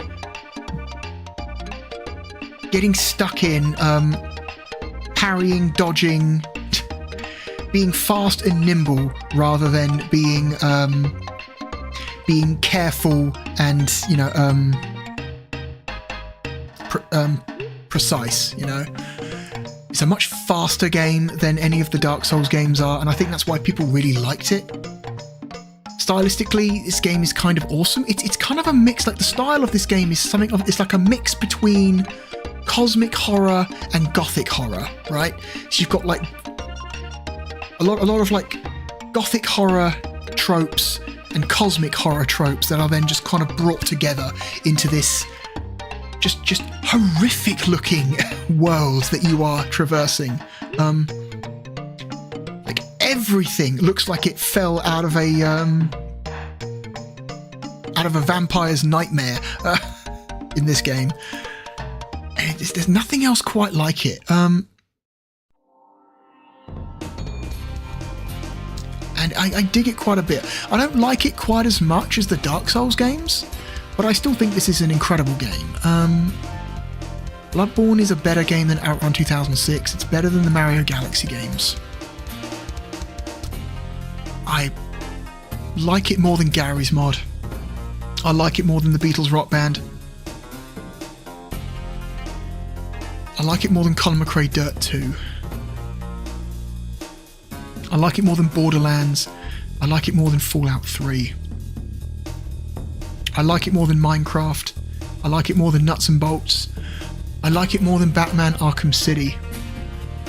I like it more than Persona 4. I like it more than Rhythm Paradise. I like it more than Street Fighter 4. It's a better game than Little Big Planet 2. It's a better game than Metal Gear Solid 2. It's a better game than Skyrim. It's a better game than Bayonetta 2, as much as it hurts me to say that. It is true. It's a better game than Odin Sphere.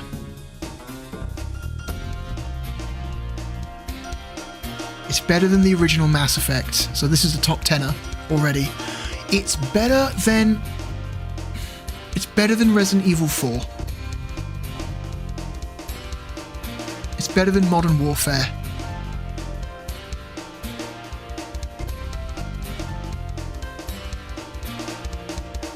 It's a better game than Metal Gear Solid 4. It's better than Oblivion. I do not like it as much as Portal 2 or Half-Life 2, so it's going here. It's our new number 5. Bloodborne from Software.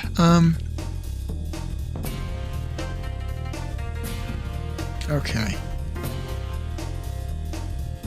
Next game. 3 games left from 2015. The next game comes from Frictional Games, creators of the original Amnesia. It is, of course, Soma. Soma is an incredible horror game.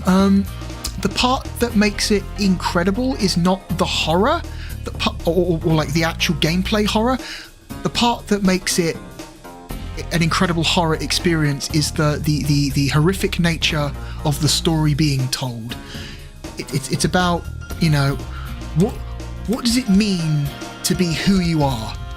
Is there such a thing as a human soul, or is it just data? And that's a question that I think a lot of people do not want to ask because they're afraid of the answer. And I think this game tackles that subject in an incredibly effective way, and it has simultaneously one of the most hopeful endings of any Frictional Games horror game ever, and also one of the darkest and bleakest endings of any Frictional Games horror game ever, because the main character basically has to accept the fact that if they're going to, if a version of themselves, like if they're going to get to safety, the version of themselves that gets to safety is only going to be a copy of them. You know, it's going to be a copy and paste job, and then, but because the version that's in the safety is only a copy, that still leaves the original back where it's not safe at all, and dark and scary and awful. And you feel really fucking bad for them at the end of this game. This game has an incredible story. What a cool fucking game this is. One of the best horror game stories of all time. I fucking love this game. Soma is incredible. I still don't think it's as good as Portal 2. So it's going here. Okay. Next game.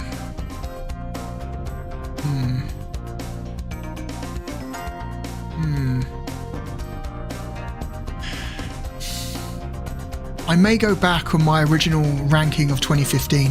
This game coming up next, I'm having second thoughts about, because I don't think this game deserves to be in the top 10 personally, so I might end up going back down the list when we rank this one, because I'm having second thoughts about its placement. And the game is Metal Gear Solid 5: The Phantom Pain. Metal Gear Solid 5: The Phantom Pain is, like most Metal Gear Solid games, divisive. The Metal Gear Solid franchise is so interesting and so uneven, because every single game is, in its own way, very unique. No two games are alike, really. You've got Metal Gear Solid 1, which is a very straight story, you know, that's told very consistently from beginning to end, and there's no weird like there's some subversive storytelling in there a little bit, but it's mostly a pretty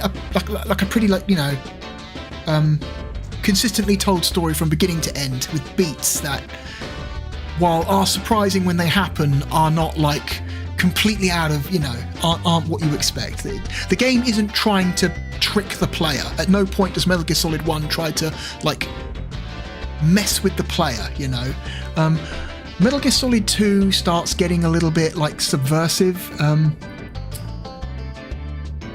with its whole what is real? Are these people you're talking to? Do they even exist?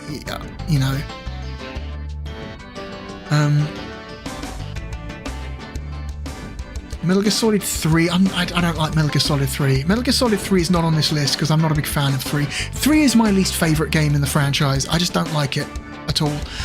I don't think the characters are interesting. I don't find the story interesting. I don't find the setting all that interesting. I mean, I like Cold War stuff, but to me, Metal Gear Solid is always Metal Gear Solid is like a cyberpunk franchise. That's near future, soft cyberpunk. The fact that they went back and set Metal Gear Solid 3 in the 60s, I just thought was annoying. And it's it's not even Solid Snake, it's Big Boss, and I don't care about Big Boss at all. And also that game is super micromanagey.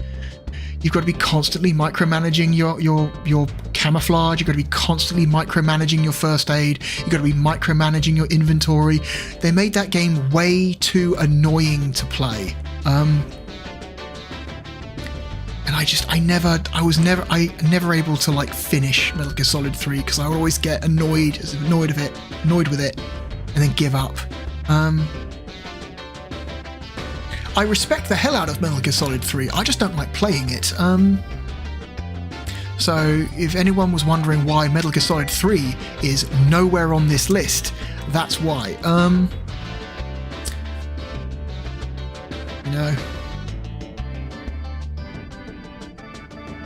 To me, Metal Gear Solid is Solid Snake, Otacon, Liquid Snake, old Revolver Ocelot. Those are the characters I care about. And the Naked Snake / Big Boss stuff is just not interesting to me.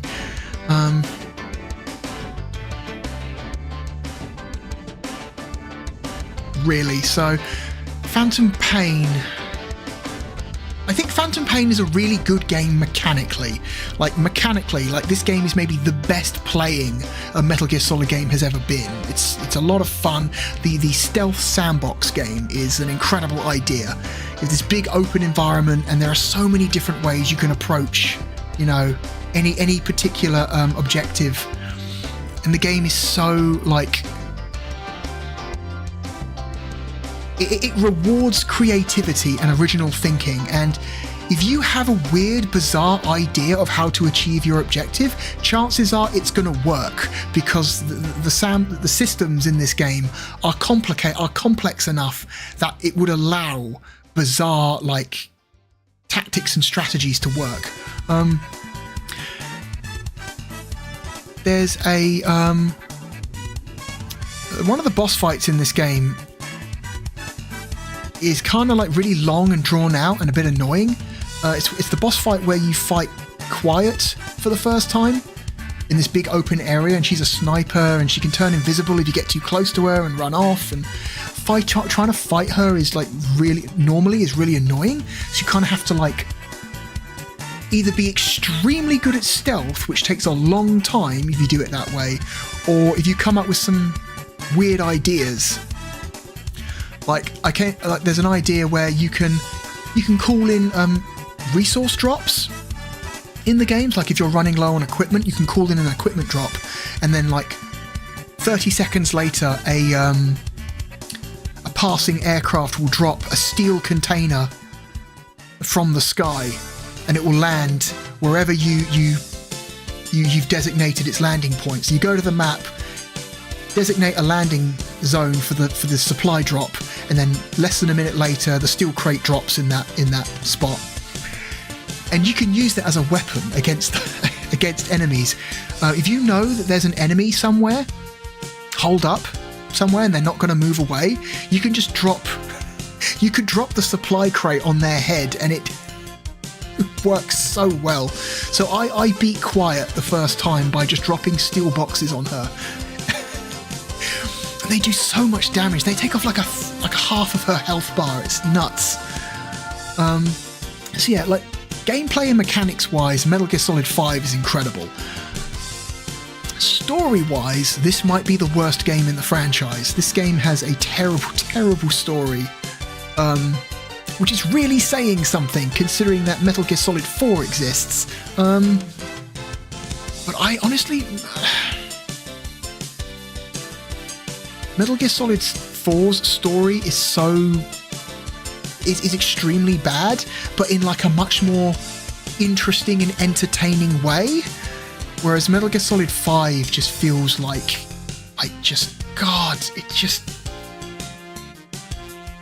it drags out so much, and it's so much of that game is just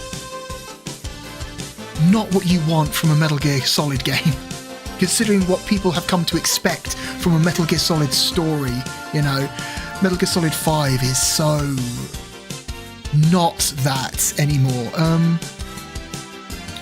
And the big twist at the end about the nature of Punished Snake is, I think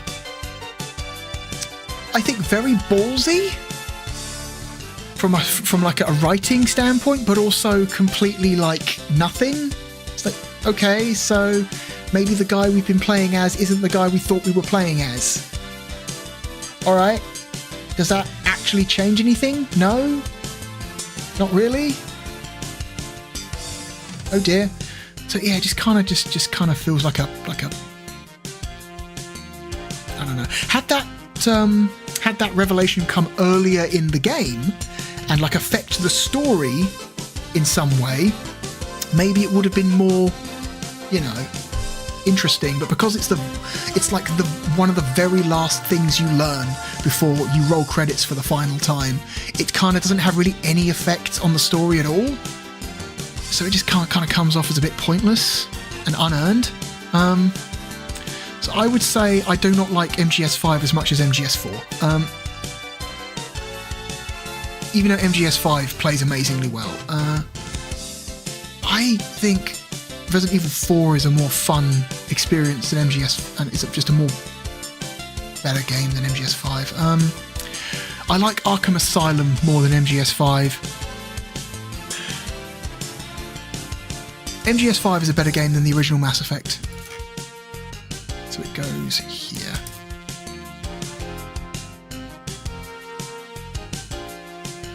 There we go. Metal Gear Solid 5, The Phantom Pain.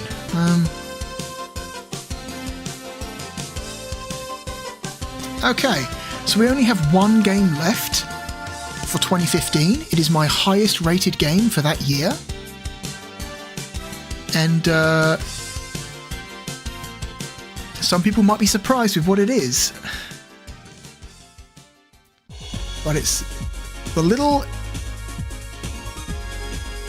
indie physics sandbox game that could. It is Kerbal Space Program. Kerbal Space Program is an incredible game. Kerbal Space Program, I believe, was technically around since 2011, but 2015 was the year it went 1.0. So we're gonna rank the game the year that it went 1.0, which is 2015. Kerbal Space Program is one of my favourite games of all time. This game fucking owns. This is one of the best physics sandbox games ever made. This is the game that helped me understand orbital mechanics. This game does a better job of teaching you how gravity, like how orbital mechanics and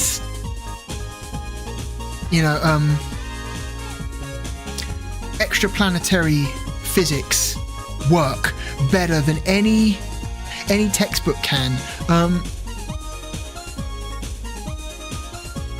And it rewards creativity, it rewards practice. It's a game that you just continue to get good at. The skill ceiling for Kerbal Space Program is infinite. You can be constantly coming up with new ideas, new methods of getting to where you want to go, new ways of transporting cargo, new ways of getting to the planets that you want to get to and back again.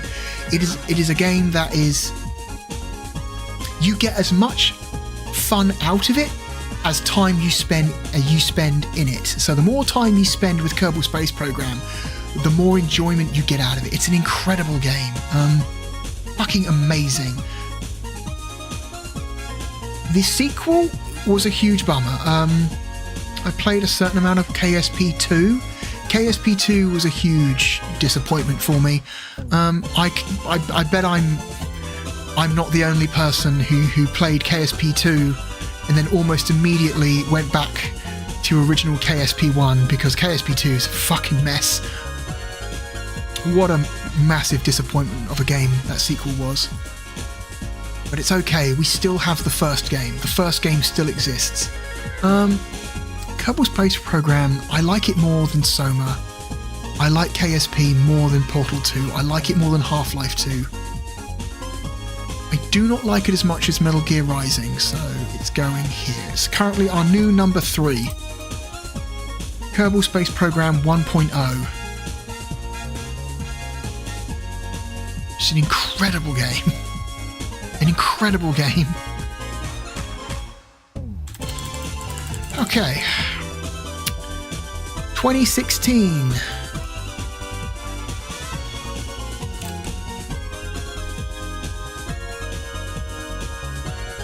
Okay. We have 13 games in 2016, so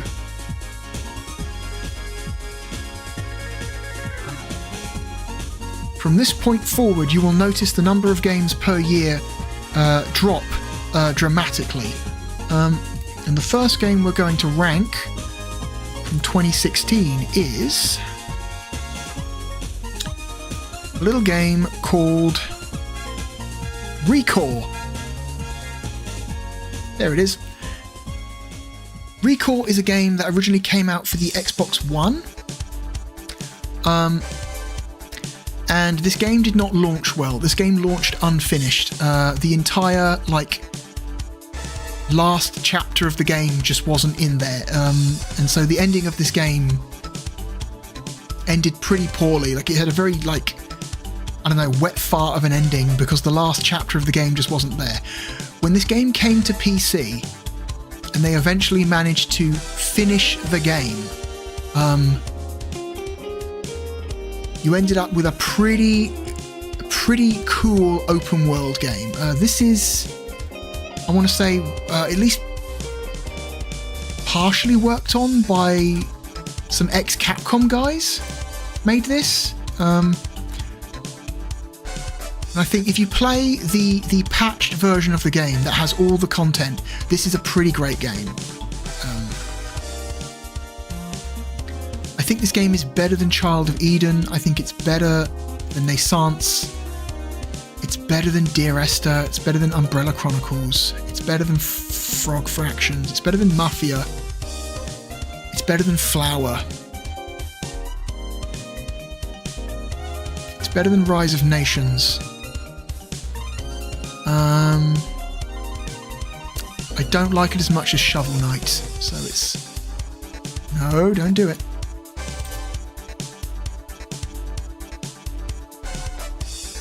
Okay. It's our new 262. Okay, next game from 2016 is it's an indie rhythm game. It's an alternative rhythm game. It is Thumper. Thumper is an extremely, stylistically interesting rhythm game. You play as this little chrome bug that's going down this narrow highway at 1,000 miles an hour, and you basically have to position yourself on the highway in a correct position to avoid incoming threats, and also to take corners correctly. So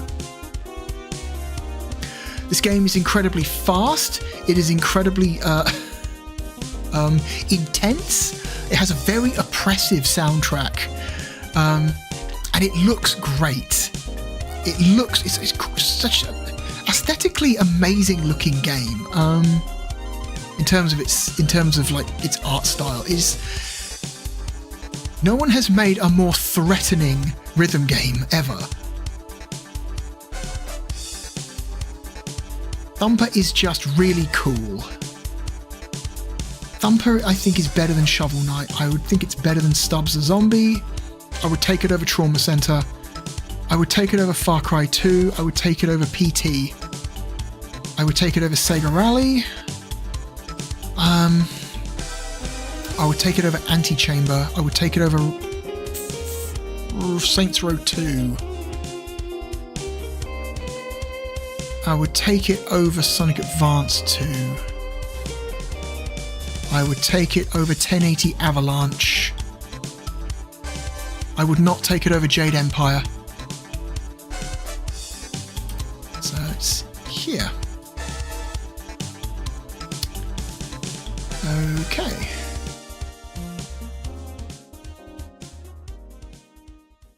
Next game. It's another downloadable indie game.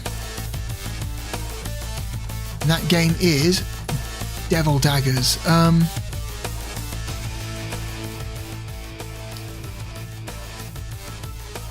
Devil Daggers is incredible. Devil Daggers, speaking of games that are just intensely threatening and oppressive, Devil Daggers is very threatening and oppressive.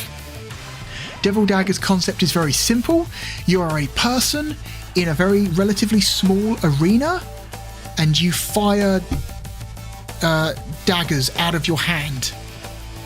And you are constantly being beset upon on all sides by spawning enemies. and you have to basically try and stay alive as long as possible, and that's it. That's the game. It's a survival. It's a score-based survival game. You need to stay alive for as long as possible by avoiding enemies and killing them with the daggers you're firing out of your hand. And it is incredibly stylish and cool and great fun. One of the best parts about this game is that you can download replays of anyone who's on the leaderboard, so you can go all the way up to the guy who's in first place on the leaderboard, download a replay of his run and see what he did, and that's amazing. Seeing the intense skill that some people have when playing this game is something else, man, because I struggle to last longer than a minute. There are some people who can last longer than like they're going for like 20 minutes. It's nuts. This game's art style is very reminiscent of Quake 1, like the Quake 1 software renderer. So it's a lot of browns, a lot of like brown pixelated textures, you know. But it really kind of works for this game. Devil Daggers is sick. It's a very simple game, but it works so well. I like it better than Thumper.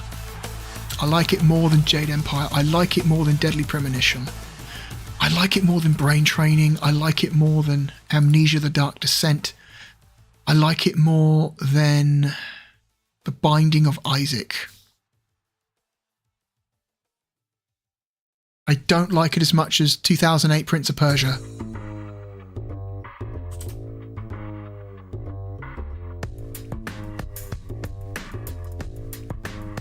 Okay.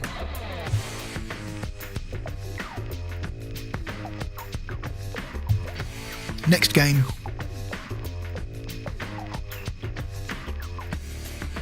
The next game from 2016 we're going to rank is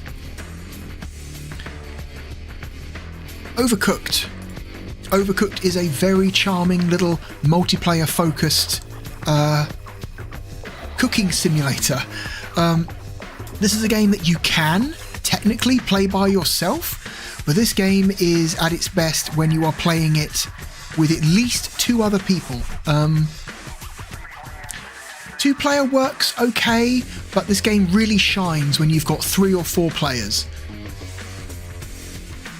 Basically, in Overcooked, you are chefs in a kitchen, and you are constantly receiving new orders for food, and you need to keep up with those orders. So you need to go and collect the ingredients, prepare the ingredients, combine the ingredients, get it onto a plate, and get it out of the kitchen. And then you need to have somebody like constantly like washing dishes, because the later levels you have limited dishes. You have to keep the dishes clean, so you've always got a dish to put your food on. You need someone watching the ovens so the food doesn't burn. You need somebody constantly going to the ingredient bins to grab ingredients out of the bins to keep supplying the other cooks. It's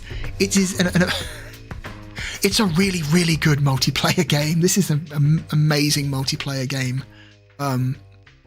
But like I said, this game really shines with 3 or 4 players. You can play it with 1 or 2, but 3 or 4 is where the magic happens.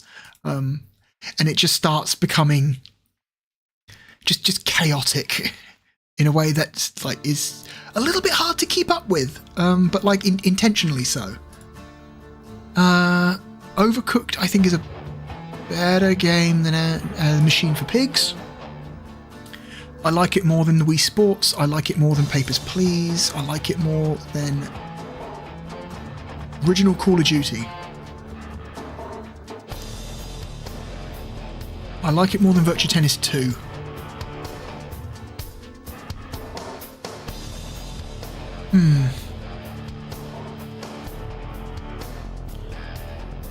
I like it more than State of Decay.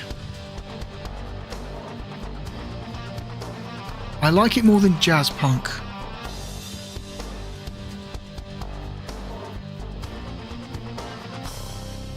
I do not like it as much as Pac-Man DX, so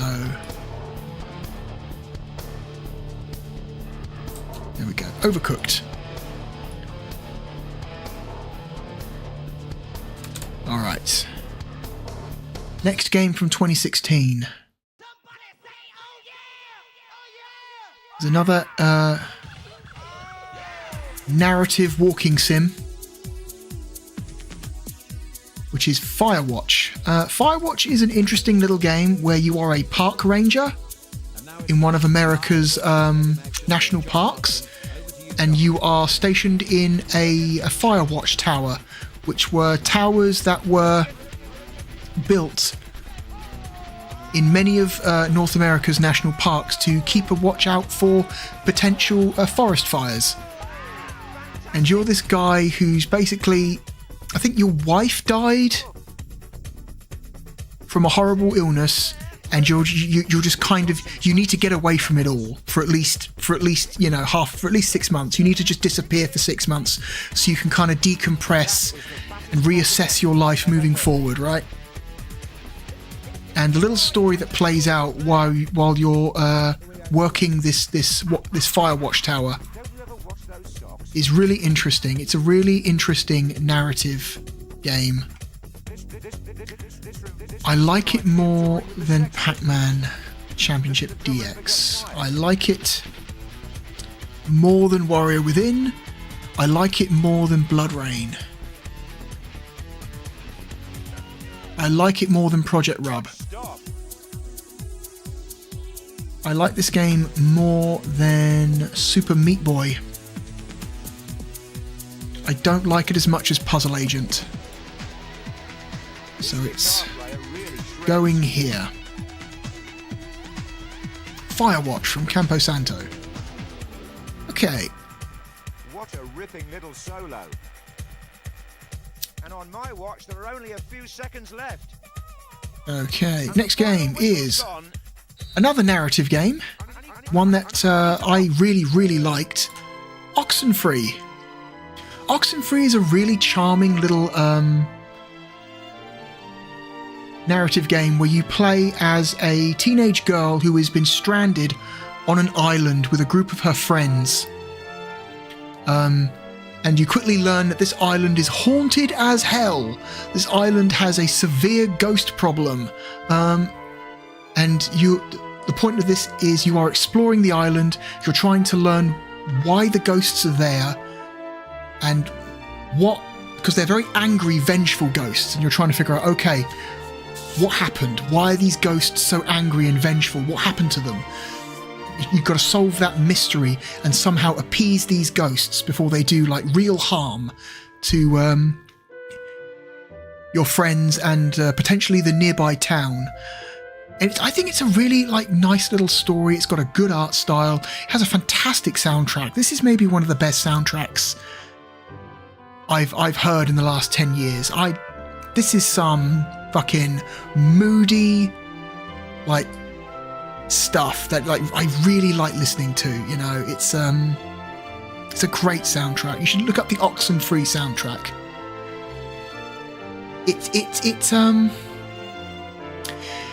It reminds me of some late 70s, early 80s simplistic horror soundtracks. It's a little bit of oh my god, what's his name? I hate when my brain does this, where I absolutely know the words I want, but I cannot summon them. It's really vexing. John Carpenter. It's almost Carpenter-esque, you know. It's a lot of very simple but effective use of synth, in the way that John Carpenter used to do that for his earlier films, and it's a really good soundtrack. I really like Oxenfree. It's a great little story game. Oxenfree, I like Oxenfree more than Puzzle Agent. I like Oxenfree more than Beyond Good and Evil. I like it more than Valkyria Chronicles. I like it more than Black and White. I like it more than Euro Truck Simulator 2. I like it more than Second Sight. I like it more than The Room. I like it more than Alien Isolation. I like it more than WarioWare. I like it more than Donkey Kong Jungle Beat. I don't like it as much as Evil Genius though, so it's our new 187. Okay, next game from 2016 is... it's another indie downloadable game. It is Super Hot. Super Hot is another game that has incredible cool factor. Super Hot is one of maybe the most stylistically interesting first-person shooters I've ever played. The idea of Super Hot is you're in like the world design is very simplified. It's like a very flat textures, minimal shading, low poly environment. All the enemies are just these like bright red, low poly people that are just running at you, and you have to or they're either running at you, or they're shooting at you, or they're throwing things at you. Doesn't matter how, they're just attacking you. And the way the game works is the faster you move, the faster time moves. So if you stand perfectly still, time moves incredibly slowly. So like they shoot a gun at you, and as long as you stand perfectly still, the bullet is moving like an inch a second. And so that gives you time to stop and think and go, okay, which way do I need to move to dodge this bullet? It's like, what if like the Matrix bullet time was like a major mechanic in a game, and it's always on, always. But it only like works as when you move slowly, and it's such a cool idea for a game. It's, I guess, Super Hot. I guess you could describe Super Hot as a puzzle game, because the encounters are very puzzle game-esque. Because you're dropped in a situation with a certain number of enemies, and those enemies are equipped with different kinds of weapons, and you only have a certain number of different weapons. And so you have to decide, okay, how am I going to get through this encounter? What weapons do I need to use? What order? What enemies should I take out first? It is kind of a first-person shooter puzzle game, and it's incredibly cool. It just looks so good from a stylistic standpoint. I think Super Hot is a better game than Oxenfree. I think it's a better game than Medieval 2. I think it's better than Space Channel 5 Part 2. It's better than Advance Wars Dual Strike. I like it more than Vampire the Masquerade. It's a better game than Viva Pinata. It's better than Jet Set Radio Future. It's better than Bastion. It's better than Sonic Adventure 2. It's better than... It's better than the original Medieval Total War.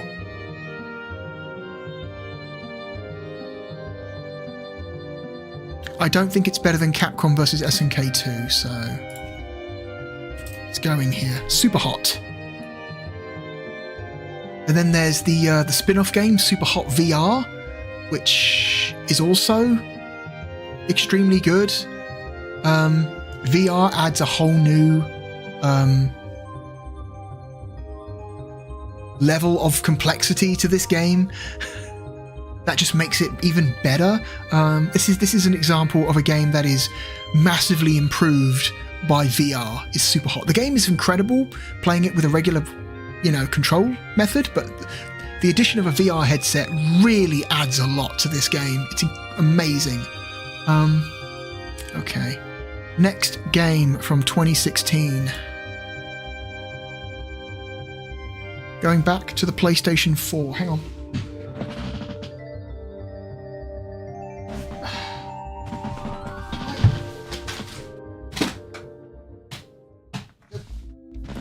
Not worth it. I'm not going to reach for my physical copies. I have a physical copy of this game, but I'm not going to grab it.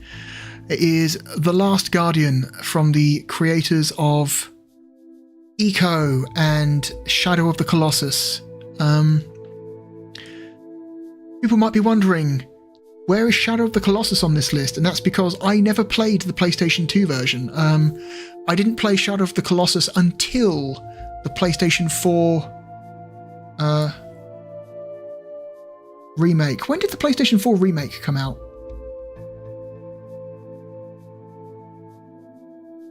I don't remember.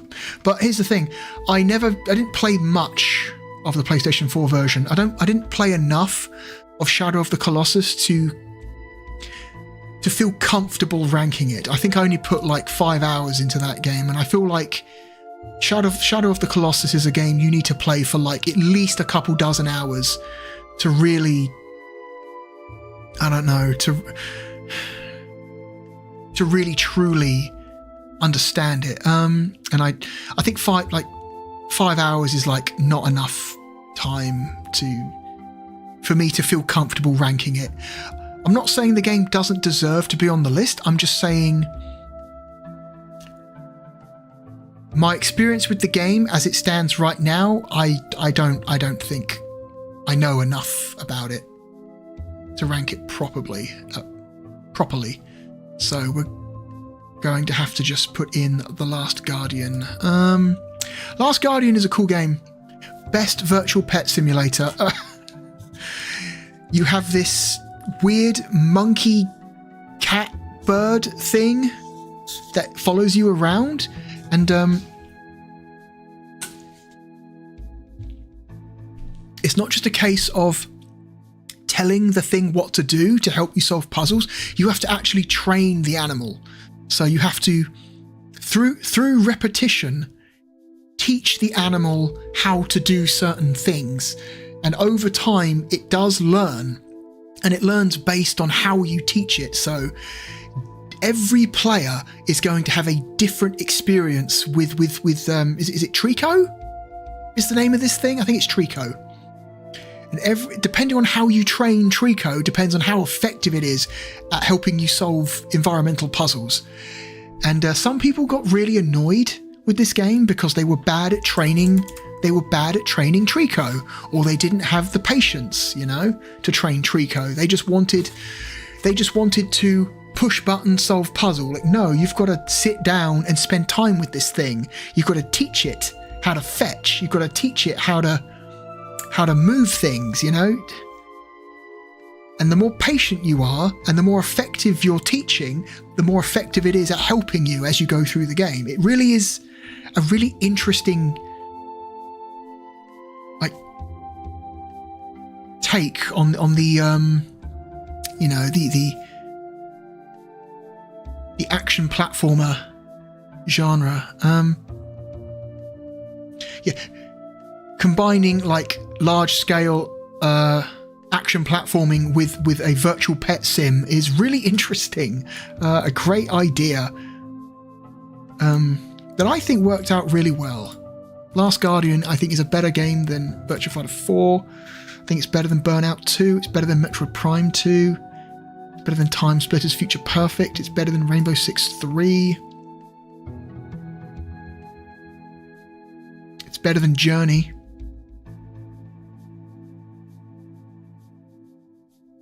It's better than Ghost Trick the Phantom Detective. It's better than Fable 2. It's a better game than Max Payne 1. I like it more than Silent Hill 2. I like it more than Binary Domain. I like it more than Crysis.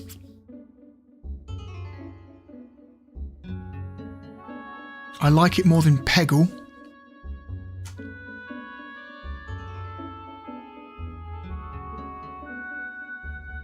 I like it more than Assassin's Creed Brotherhood. I like it more than Metroid Prime 1.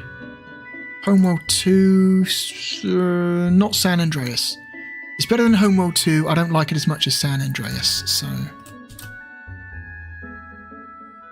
Okay. So our new number 97, just squeezing into the top 100 there. Okay, next game. From 2016 is Persona 5. This is my least favourite Persona game of the Personas that I've played. I kind of found this game to be a lot more annoying than 3 and 4. Also, I found the story not as interesting as 3 and 4.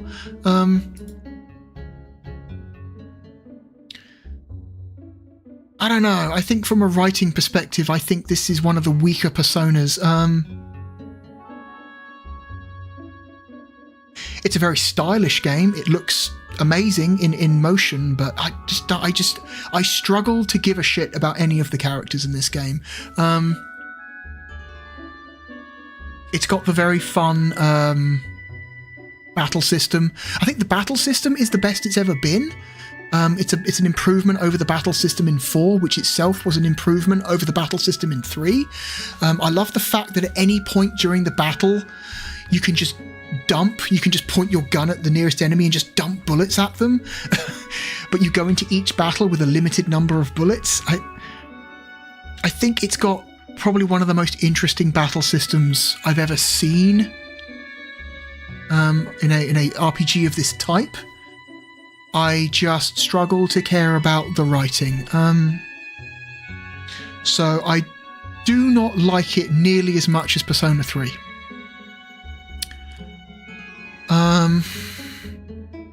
I think it's a better game than Wonderful 101. I think it's a better game than Woolly World.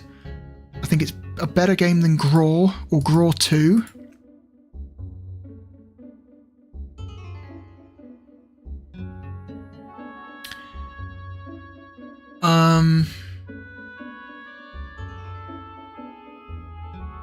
I like it more than The Wolf Among Us.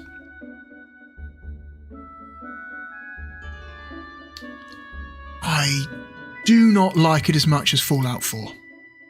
So, it's still a good game, but of the 3 Persona games that are on this list, it is the lowest of the 3. 4 is still my favourite. I think 4 just has much more, like, endearing characters and a much more interesting plot.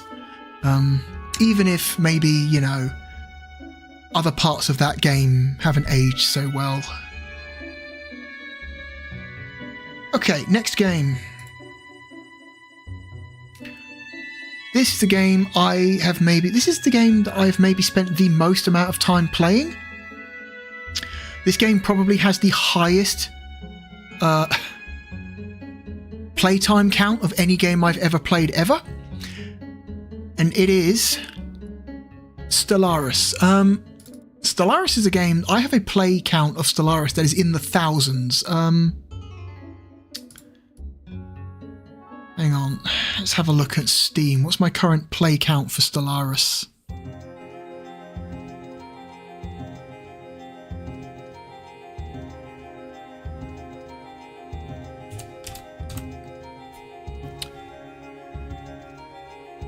Playtime, 2,465 hours.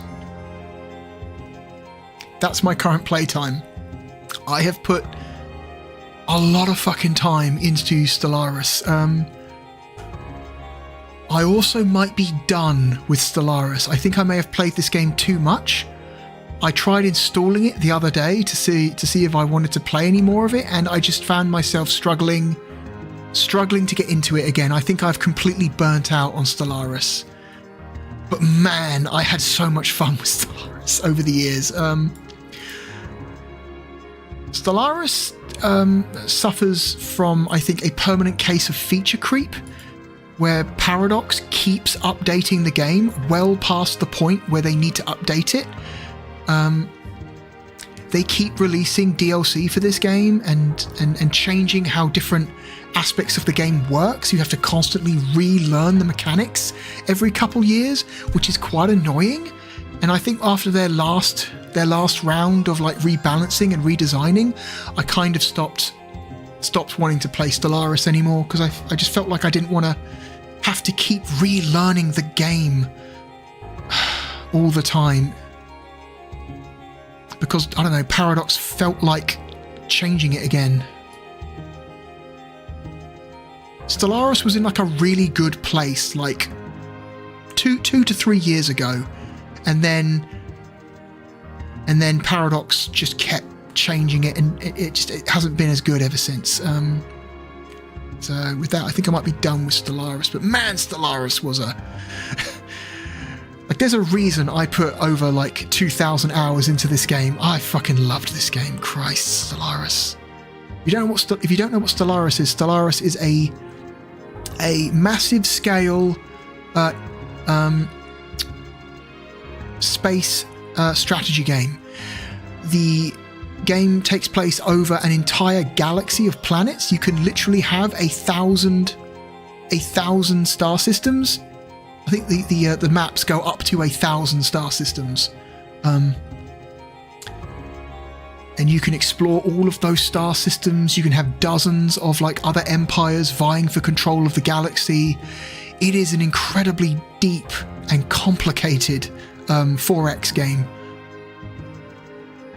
that really, like, if you've got the time and patience to want to play something like that, Jesus Christ, Stellaris is one of the best.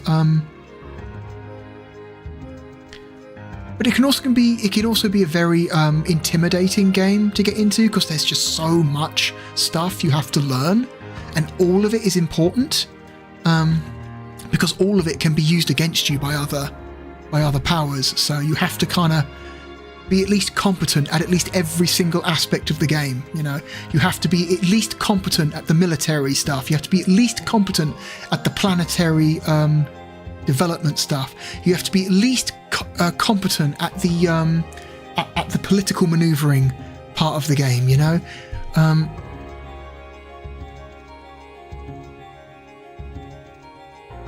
there's just so much you have to learn just to even be, you know, to even consider yourself competent at any one of those things.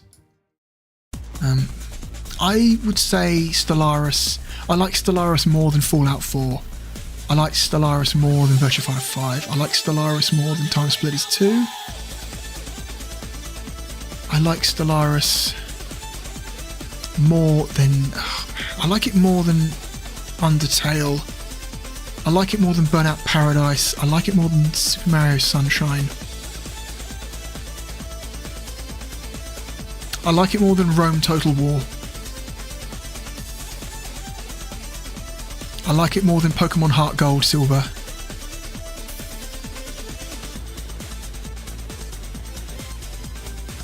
I like it more than Super Mario Maker. I do not like it as much as Okami. So it's going here. It's our new number 64. Okay. So next game from 2016 that we're going to rank is the Ratchet and Clank remake for the PlayStation 4. Now, some of you might be saying, but wait a minute, don't you already have Ratchet and Clank 1 for the PlayStation 2 on this list? That is true. It's down here somewhere. I don't quite remember where it is, but it is here somewhere. Ratchet and Clank for the PlayStation 4 is not a one-to-one remake of the original Ratchet and Clank. It shares a lot of the same design as that first game, and is more or less the same story, but they've changed enough about it, enough about the progression, enough about the level design, and they've changed, like, this game has a completely different final boss to the original Ratchet and Clank 1. It's a completely different final boss. A lot of the levels are very similar to the PS2 originals, and a lot of them have been completely reworked. So I'm going to enter it as a separate game. Ratchet & Clank for the PS4 is a fucking gorgeous game. This was one of those PlayStation 4 games where, like, you play it for the first time and you go, oh, this is why I bought a PS4. Like, Ratchet & Clank is I think still to this day, like a very nice looking game. It's a very pleasing game to look at. It really does a lot with the PS4 hardware. It's the Ratchet & Clank games have kind of always been technical showpieces for the systems that they come out on, right? And this game is no exception. And it controls a hell of a lot better than that original Ratchet and Clank. that original Ratchet & Clank on PS2 does not control as well as you remember it controlling. They improved the Ratchet & Clank controls quite a lot in the years since that first original game came out, and they implement those improved controls into the remake, which helps a lot. Ratchet & Clank, man, Ratchet & Clank remake is so fucking good. I like it more than Halo 1, I like it more than Hitman 2, I like it more than Bioshock Infinite. It's a better game than Dawn of War, it's a better game than Super Mario 3D World. I like it more than Yakuza 0. I like it more than the Super Mario Galaxy games. I like it more than F-Zero GX.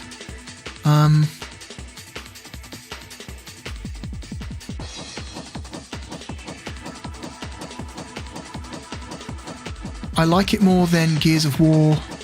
I like it more than Gears of War 2. It's a better game than Borderlands 1.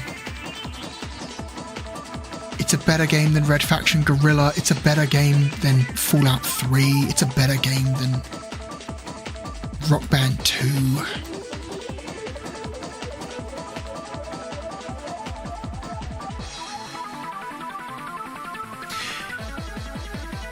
It's better than Rock Band 2. It's not as good as Minecraft.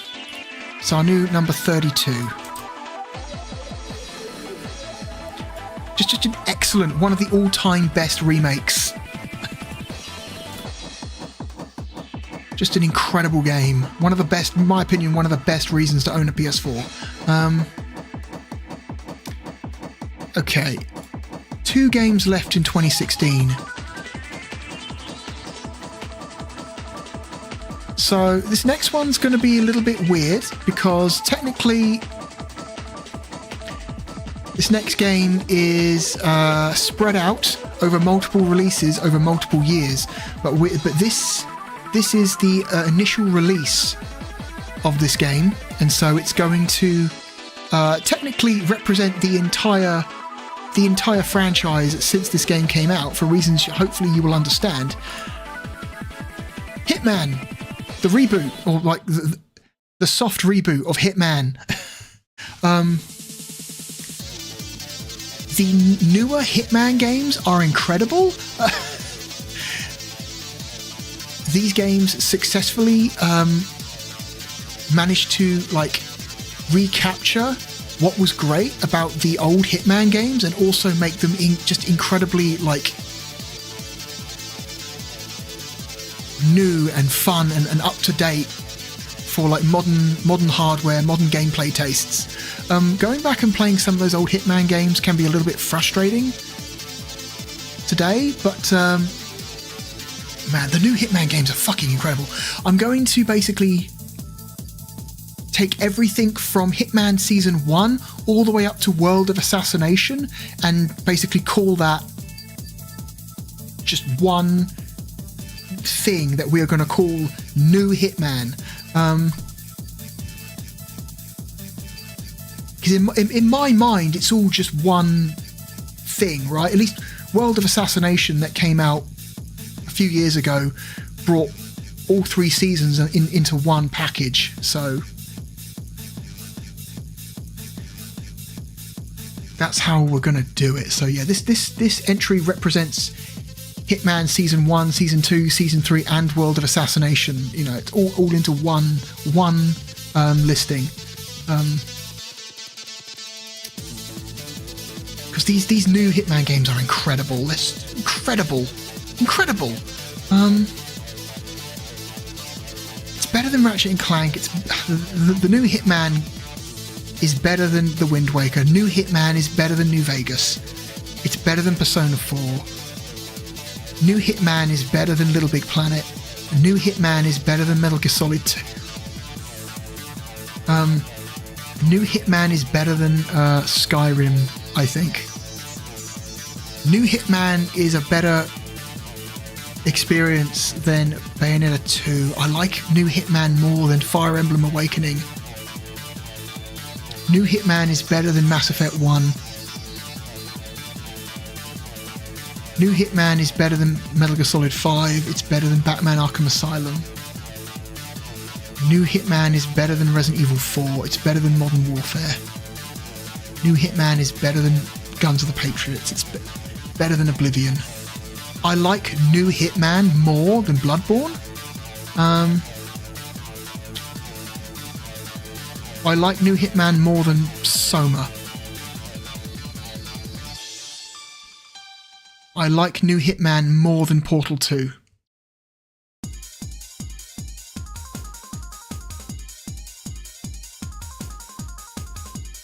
I like New Hitman more than Half-Life 2.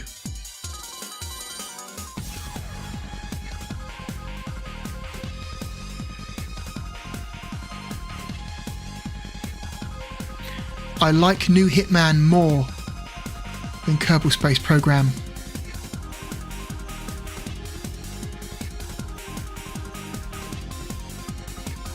I do not like it as much as Metal Gear Rising, so New Hitman is our new number 3.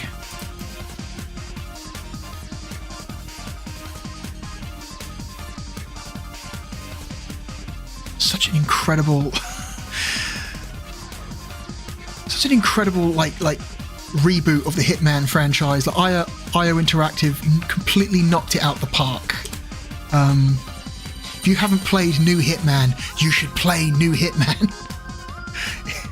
These games are amazing. Okay, we have one game left from 2016.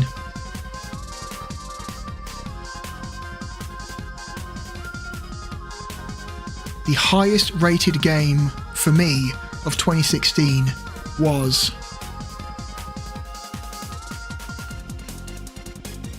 Doom. Speaking of soft reboots, the Doom soft reboot from 2016 was an incredible return to form for the franchise. Doom felt like one of those legacy first-person shooter franchises that felt like it kind of just could never really come back. The style of first-person shooters that I dislike this term, but it's the term that people use. The style of first-person shooter, the old style of first-person shooter that people refer to now as boomer shooters, which are games like Doom, Quake, Duke Nukem Forever, stuff like that, feel really out of place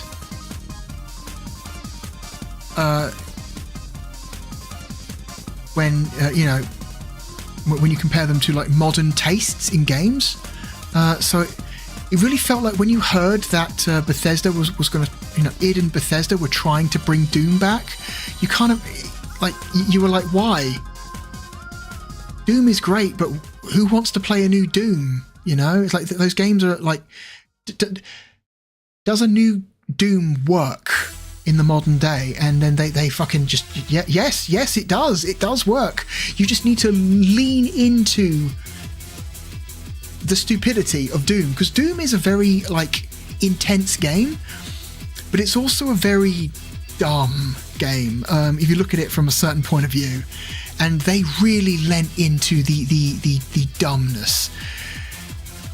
Doom is a game that is simultaneously, Doom is a very dumb game that simultaneously knows how dumb it is and knows how awesome it is. It plays both sides of the track. The whole time the game is extremely cool and awesome and amazing, and also poking fun at itself. And it works incredibly well. It plays incredibly well. And I haven't liked any of the Doom sequels nearly as much as the 2016 original. I just don't care about the two games that came after this. No. They overcomplicated the formula. Doom 1 has it is very effective in its simplicity. And then the two games that came after Doom 2016 just overcomplicated the gameplay in ways that I just don't want to fucking deal with. Like, no. I'm a huge armored man with a shotgun. That's all I need. That's all it needs. I don't need a fucking shield. I don't need a parry system. Okay? I don't need to play like rock paper scissors with the enemies I'm fighting. You know? I just want to just run around really fast, blowing things in the face with a fucking sawn-off shotgun. That's all, with a super shotgun. That's all I want to do, and Doom 2016 lets you do that. Amazing game. I like it more than Hitman. I do not like it as much as Metal Gear Rising. So it goes here.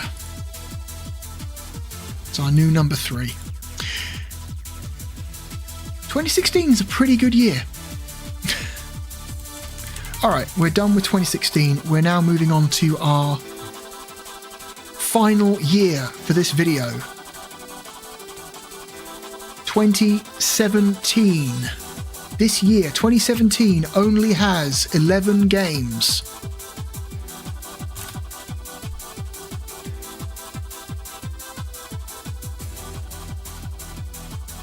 So the first game that we are going to rank from 2017, I can pull up the correct folder, is Sniper Elite 4. Sniper Elite 4 is the Sniper Elite game where I finally understood the appeal of Sniper Elite. It's a very simple concept. You are in World War II, you are an elite sniper, you are shooting Nazis in the testicles. Or the face, or the head, or the heart, whatever, but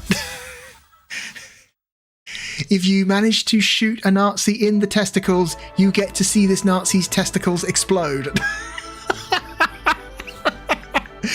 And it is incredibly funny every time.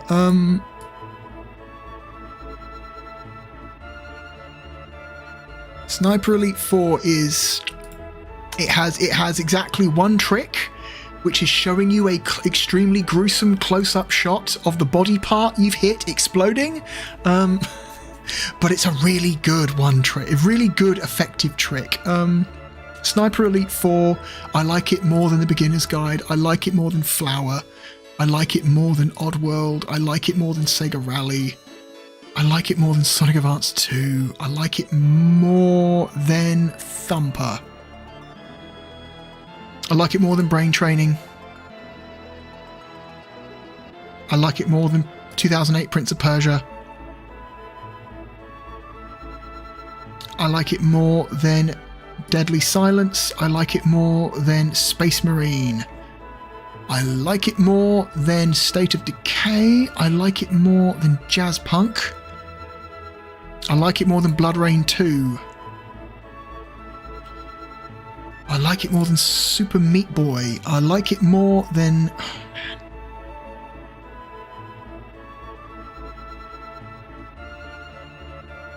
I like it more than Beyond Good and Evil. Yeah, I like it more than Syndicate.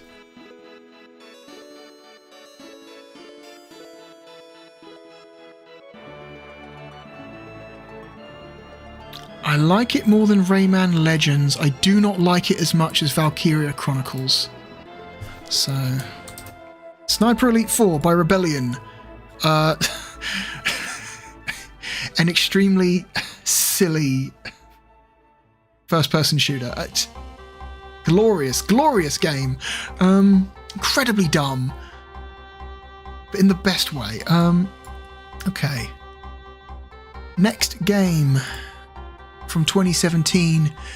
It is the follow-up to Gone Home. It is Tacoma from Fulbright, from the developers of Gone Home. Tacoma is a similar idea.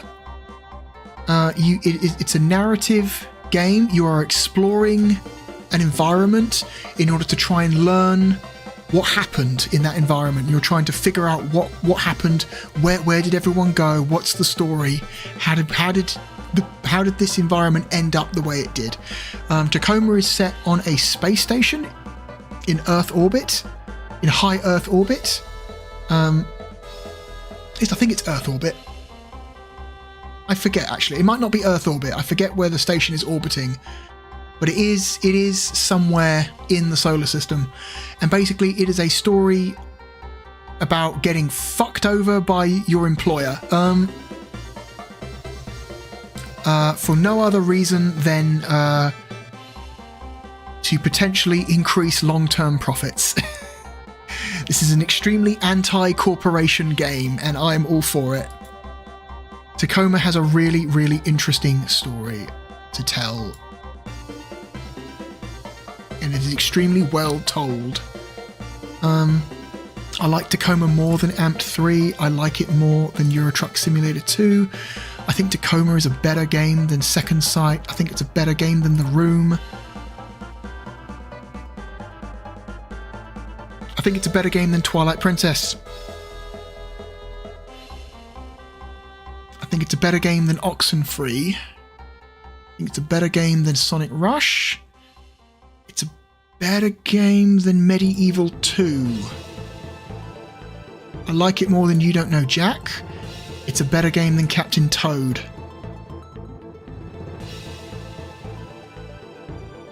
It's better than Chivalry Medieval Warfare. But how much? I like it more than Spec Ops The Line. I like it more than Dual Strike. It's not a better game than WarioWare Touched, though. There, it's our new 184 Tacoma. Cool little game. Very, very well-made game. Okay, next game from 2017 is a very similar type of game. It's another narrative game where you are exploring a structure and trying to learn the story of the people that lived in that structure. It is What Remains of Edith Finch. This is a much darker game than Tacoma. You are, I believe, the last remaining... You are the last living member of a cursed family. Every member of this family, of the Finches, have been cursed to die young. Every single... I think you are cursed to die young in a non-natural way. So I believe everyone in your family either gets killed or dies in an accident, or dies in a work-related accident, or they drown, or everyone in your family is cursed to die young in somewhere between their 20, somewhere between, usually between their 20s and their 50s, right? No one in your family makes it past the age of 60. And in fact, there's one member of your family who dies while they're still a baby, and that's really fucking dark. But yeah, you're the last living member of this cursed family, and you're making your way through your old family home, which is this insane structure, this house that has just been built upon over generations and expanded in really bizarre and seemingly very unsafe ways. And you're learning the fate of all your different, what was the fate of all your different family members. And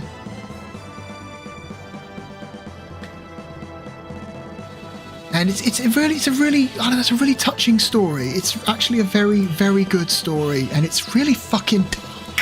Because, like I said, the story of this game involves the unfortunate tragic deaths of multiple children, and it's yeah, they're The deaths are usually told in a very stylistic way, like they don't show you the grim reality. They kind of like infer, like it's depicted in kind of like a stylistic way that like gets the message, that like gets the message across, but doesn't necessarily show you the body. You know what I mean? It's like, oh no. So it's very dark, but it's done tastefully, you know. At no point are you like forced to stare at like the grisly remains of like people who died in horrific accidents. Like it's done in like a very the information is given to you in a very like stylistic and tasteful way that lets you understand what happened, but you know, you don't have to look at it. And I think it's done very well. Execution is excellent in this game. I like this game more than WarioWare Touched. I like this game more than Hotel Dusk. I like this game more than Vampire the Masquerade. I like it more than Human Revolution.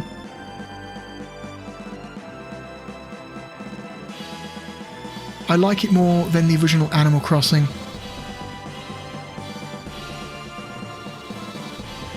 I like it more than Quake 4.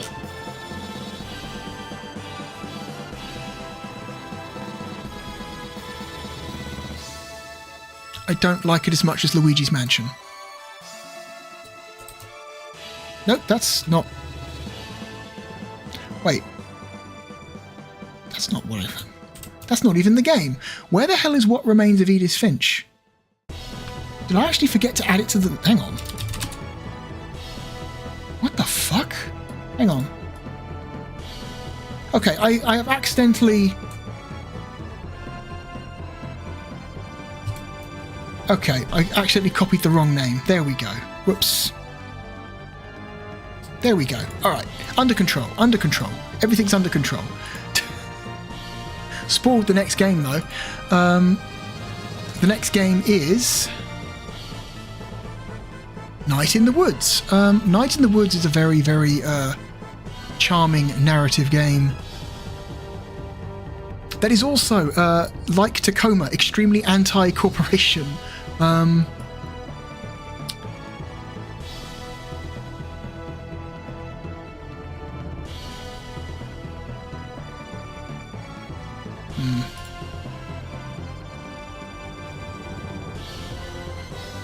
Night in the Woods is, you play as a college dropout called May, who is a cat,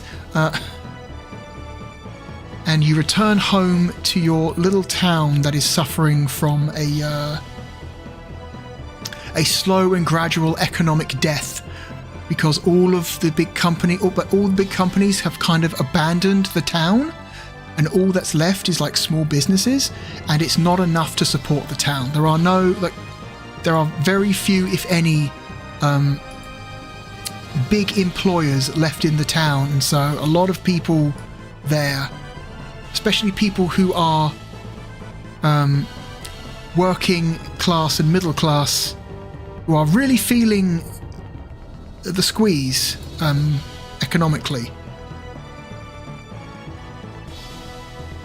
And there's a conspiracy you have to uncover. There's a plot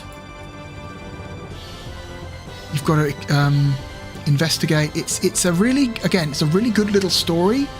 I don't really want to spoil where it goes.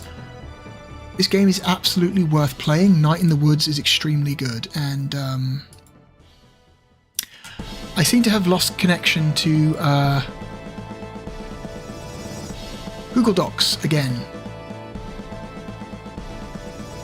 because the page just says reconnecting constantly and is not doing anything. Okay. I love technology, don't you?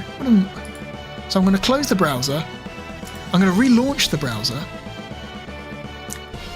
And then, yeah, it automatically reconnects. That's good. So that's weird. For some reason, Google Docs, if you hang out on a Google Docs page for too long, Google Docs will just drop your connection and you have to physically restart the browser in order to get it back. That's great. That's amazing.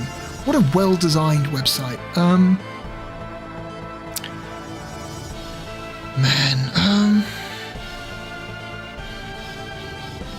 Night in the Woods is a really good game.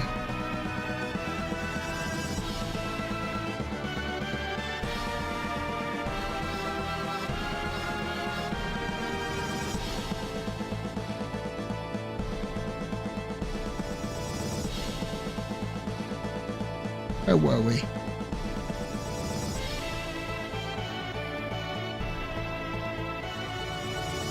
Where were we?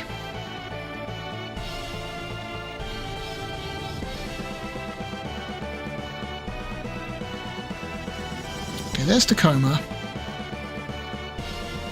There's What Remains of Edith Finch. Okay, yeah, Night in the Woods.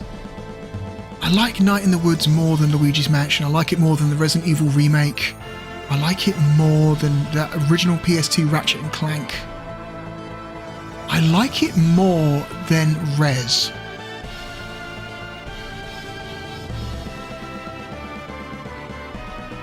I don't like it as much as Jet Set Radio Future. So it goes there. So I knew 172. Okay. Next game is Cuphead. Cuphead was an incredible little surprise. The first time anyone saw Cuphead, it was part of an Xbox showcase, like an Xbox indie showcase, I believe. And there was like a grand total of 4 seconds of footage of this game before it cut to something else. And all you wanted to know was, what the fuck was that game? That game that looked like a 1930s cartoon. What was that? What was that? Go back, I want to see more of that. And I feel like everyone who watched that Xbox showcase had exactly the same reaction. You get 4 seconds of gameplay of Cuphead, and then that was it. And everyone who saw that was like, I want to know what that was. What was that? That looked amazing. Yeah, Cuphead had an incredible art style. It's heavily inspired by, like, I'm gonna say very like early 20th century, like, yeah. Google Docs wasn't designed for industrial use. Yeah, I know. It can't handle the load. Cuphead had an incredible, like, art style. It's an art style that still looks amazing today. Like, nothing looks quite like Cuphead. Their like pursuit of the, like, early 20th century animation art style is incredibly, like, effective and successful, and it looks so good. It evokes that era of animation perfectly. Everything just looks so good.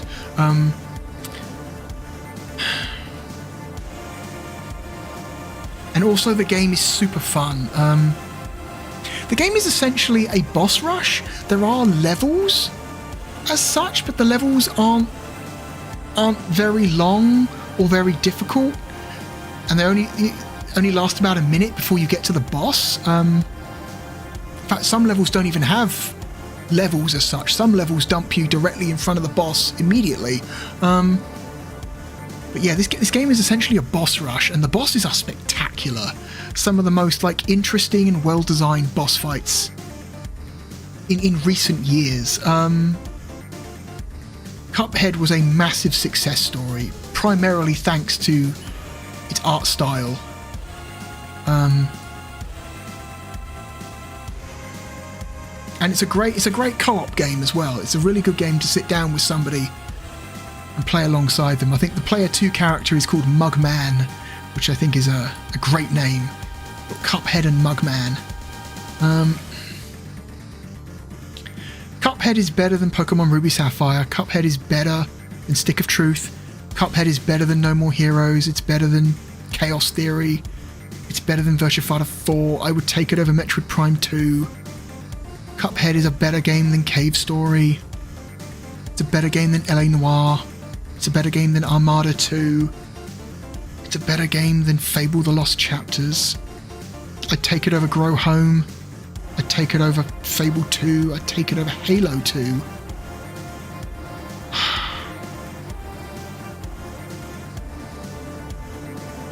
I would take it over Puppeteer. I would not take it over EDF 4.1.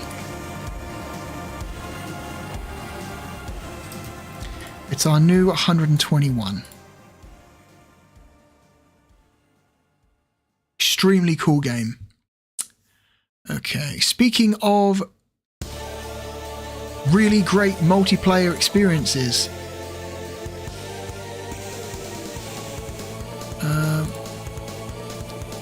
PlayerUnknown's Battlegrounds, also known as PUBG. Not the first Battle Royale game, but definitely the game that started the craze. Fortnite is the way it is because of the success of Battlegrounds. I don't think it's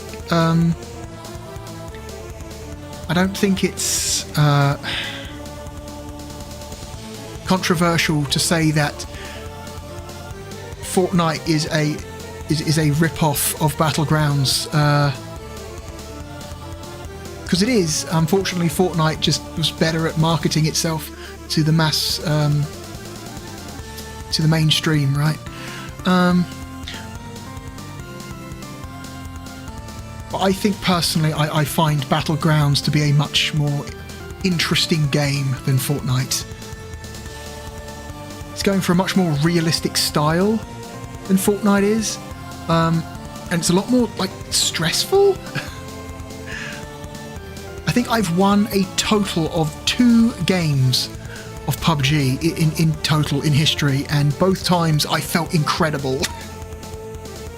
The feeling of accomplishment you get when you get that chicken dinner at the end, because that's the screen that comes up. If you come first in a game, you get a big screen that says "Winner, winner, chicken dinner." And so winning a game of PUBG is known as getting that chicken dinner. You feel amazing. You feel so... There's like not a lot that feels as good as winning a game of Battlegrounds. Oh my god. It's a very tense and scary game because it has, like, you go down pretty quickly. You can only get shot like 2 or 3 times before you get downed. And so you need to keep your eyes open and watch your surroundings, because guys could be other players could be hiding anywhere. They could be hiding in windows, in doorways, behind trees, lying down in the grass. There could be a motherfucker anywhere out there, and he could be lining up his sights on you, and you have no idea because you can't see him. So a lot of players play this game extremely defensively. They will find cover and they will stay there until they have to move. And they will just find a good sniping location somewhere out of the way that's not easy to see, and they will just wait for movement to happen on the horizon.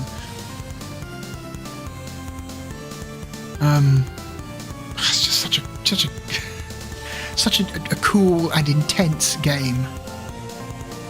I like it more than Earth Defense Force 4. It's a better game than Max Payne 1. I like it more than Paper Mario The Thousand Year Door. I like it more than Left 4 Dead. I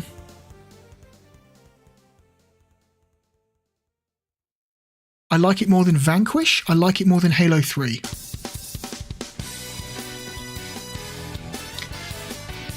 I like it more than the Stanley Parable. I do not like it as much as Silent Hill 2. So it's going here. It is our new 114. PlayerUnknown's Battlegrounds, also known as PUBG.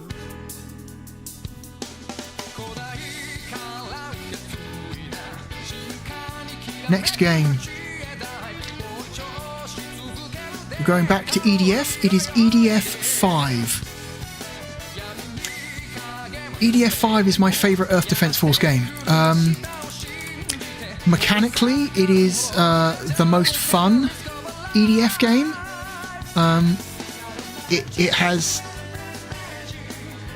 It has mechanics that the game has sorely needed for a very long time. You haven't been able to run in an EDF until EDF 5. You kind of just move at a very slow jog, you know. EDF 5 adds the ability to run, which changes everything. EDF has maybe some of the most intense set-piece battles in the entire franchise. They completely redesigned a lot of the enemy units. EDF reboots itself every 2 games. So EDF 1 and 2 take place in the same universe. So EDF 2 is a follow-up to the events of EDF 1. EDF 3 is a reboot, right? Complete reboot, does not take place in the same universe as EDF 1 and 2. Then you have EDF 4/4.1, which is a follow-up to the events of EDF 3. So 3 and 4 are set in the same universe. Then EDF 5 is another reboot. EDF 5 takes place in a separate universe to the previous EDF games. And so so that gives the developers an opportunity to completely redesign all the enemies again. And you saw with EDF 6 that came out last year. I think EDF 6 was last year. Was that 2025 or 2024? EDF 6 may have been a 2024 game because those games usually come out in Japan and then take an extremely long time to come to Western territories. Like EDF games are usually in Japan for a year before they finally get released in Europe and America. So it's probably a 2024 game, EDF 6. EDF 6 is a direct follow-up to the events of EDF 5. So I get the feeling that when they finally put out EDF 7, whenever that might be, that's going to be another reboot, start from scratch, new universe. Which I'm looking forward to, because, I don't know, I found EDF 6 to be kind of a disappointment, mostly.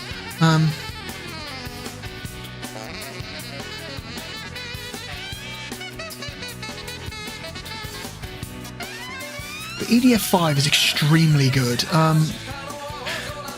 Extremely, like, over the top and ridiculous and hyper dramatic in the most over the top way. It's incredible. The voice performances in this game are incredible, and the gameplay has never been better. It is the most playable EDF game. I guess 5 and 6 are the most playable EDF game because 5 and 6 have the exact same controls. It's amazing. This game's amazing. I love this EDF game. I put more time into EDF 5 than all the other EDF games combined. I love EDF 5. So I'm now going to put an EDF game in the top 100, and you can't stop me. I like EDF 5 more than Silent Hill 2. I know, right? I know. Guess what? This is happening. I like EDF 5 more than Mirror's Edge. I like EDF 5 more than Bioshock. I like it more than Assassin's Creed Brotherhood. I like it more than Homeworld 2. I like EDF 5 more than San Andreas. I like EDF 5 more than Far Cry 3. I think EDF 5 is a better game than either of the Graw games. I like EDF 5 more than Fallout 4. I like EDF 5 more than Time Splitters 2. I like it more than Undertale. I like it more than Sleeping Dogs. I like it more than Super Mario Sunshine. EDF 5 is incredible. You need to play EDF 5. If you don't understand, you need to play EDF 5. If you like hyper dramatic storytelling, like so dramatic and over the top, it's absurd. EDF 5 is your that's what you need to do. I would rather play EDF 5 than Red Dead Redemption. I would rather play EDF5 than Rome Total War. I would rather play EDF5 than Wipeout HD or Mario Kart 8.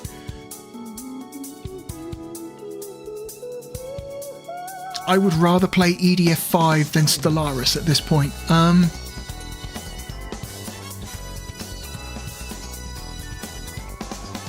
EDF5 is not a better game than Okami or Halo or Max Payne 2 or Hitman 2. So it's here.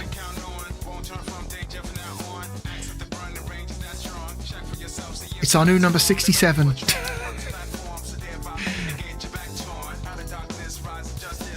Okay, next game from 2017 is Super Mario Odyssey. This is one of the best Mario platformers ever made. I think I say this every time a Mario platformer comes up, but it's true. This is a full 3D Mario platformer that returns to the big open map style of 3D Mario platformer that was last seen in Mario Sunshine. The Galaxy games and 3D World use linear levels rather than big open explorable environments. Odyssey is a great game. It's a great game. Makes great use of new mechanics, using your hat to take over other creatures and use their abilities to solve certain environmental puzzles is a great idea for a game. You might even be able to get another Odyssey game. They should probably make an Odyssey 2. I think there's at least one more game in Nintendo that makes use of this mechanic because it's such a good mechanic. I think Odyssey is better than Okami. Odyssey is better than Halo 1.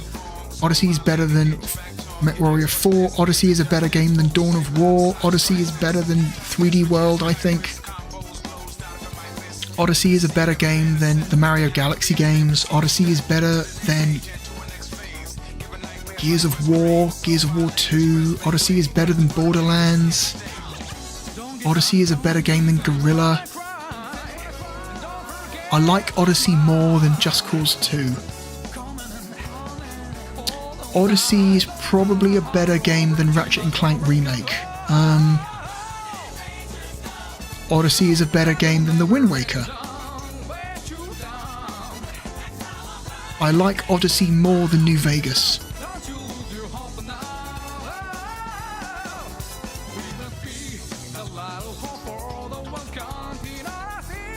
Odyssey is probably a better game than Arkham City or Mass Effect 2 or Persona 4. Odyssey is better than Little Big Planet 2. For me. I like Odyssey more than Saints Row the Third. I do not like it as much as Metal Gear Solid 2. So it's our new number 22. Next game is another game from Platinum. It is Nier Automata. Nier Automata is an incredible, stylish action game set in an incredibly, gorgeous, post-apocalyptic world. Humanity has been wiped out, and all that remains are robots built in humanity's image, and you are fighting a faction of robots that are doing everything they can to avoid being in humanity's image, it seems, because they're all very simplistically designed and chunky, and they're not intended to look like humans. And also, Nier Automata has a very, very interesting story, I think. The gameplay is extremely good because it's a Platinum developed action game, so of course the fighting mechanics are extremely good.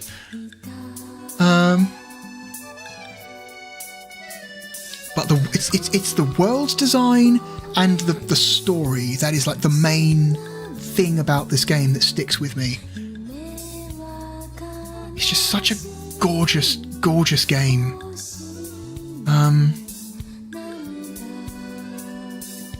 I think Nier Automata beats Metal Gear Solid 2. It beats Skyrim. It beats Bayonetta 2.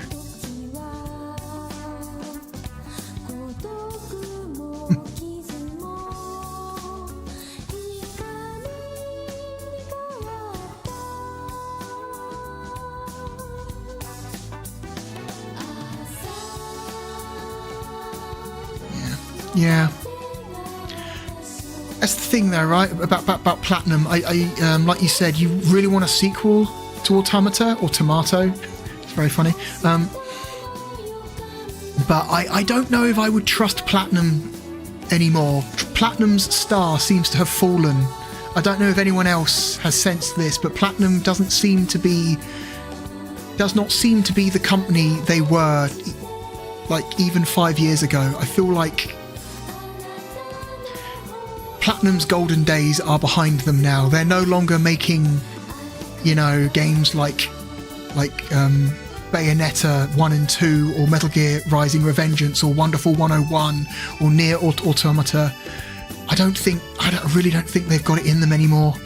Maybe they do, but I don't know. I feel like the quality of their output has been a little shaky in recent years.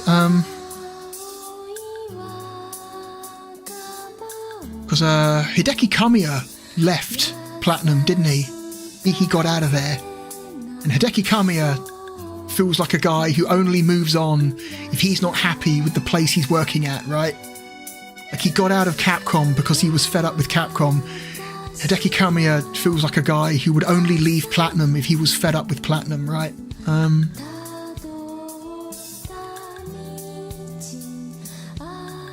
Yeah. Automata is better than Awakening. Automata is better than Odin Sphere. It's a better game than Mass Effect 1. I would take it over Metal Gear Solid 5. I would take it over Arkham Asylum. I would take it over Modern Warfare.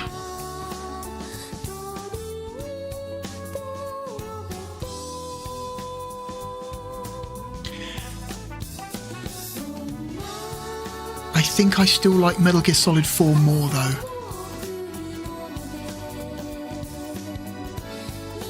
Yeah.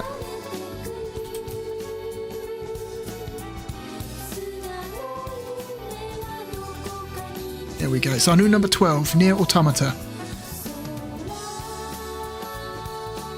Or as Americans like to say, Automata. It's like, Jesus Christ.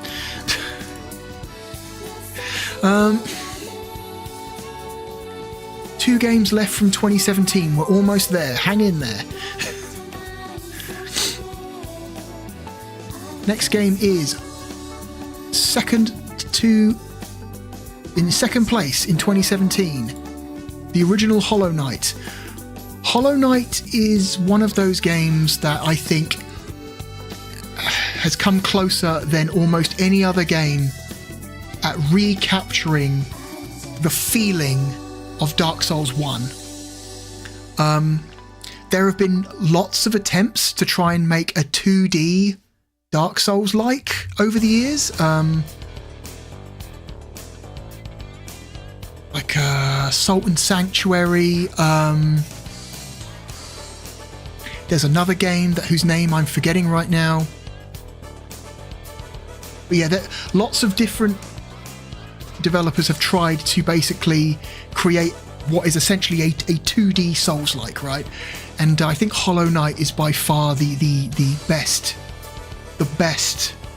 attempt at that. You definitely get the same feeling of isolation and dread exploring the world of Hollow Knight as you did in Dark Souls 1, playing Dark Souls 1 the first time. There's definitely that sense of you're exploring a giant, complicated and extremely hostile world, much like how it felt to play Dark Souls 1 for the first time. The original Hollow Knight is an incredible game.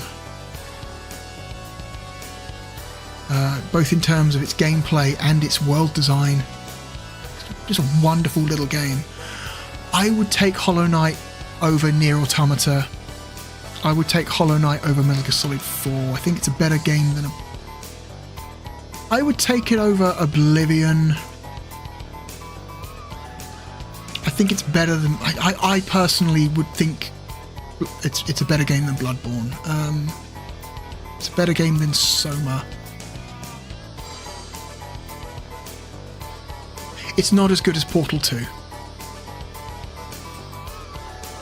So the original Hollow Knight is our new number 8.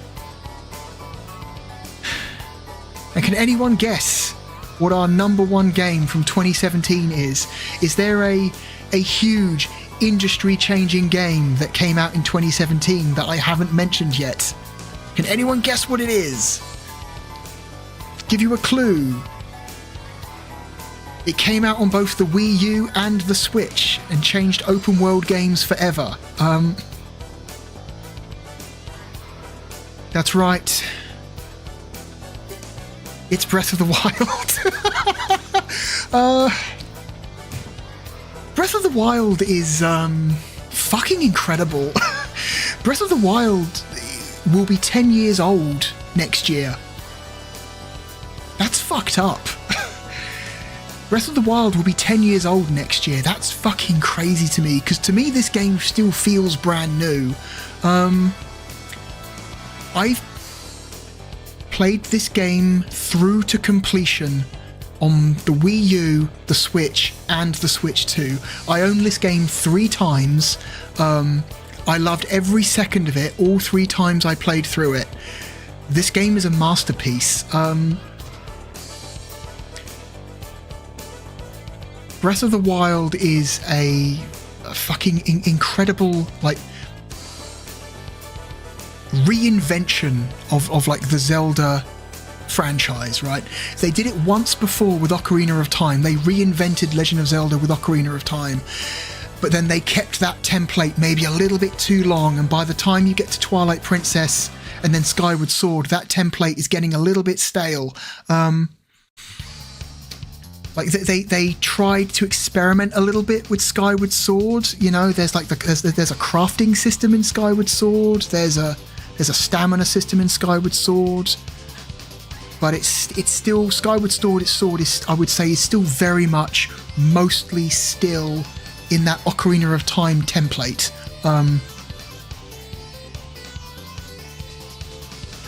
And they've managed to reinvent the series a second time, wildly successfully. I worry though, because these games are huge and it takes a long time to finish them. I mean, obviously you can speedrun the game in like half an hour. I've seen the speedruns of Breath of the Wild, they're insane.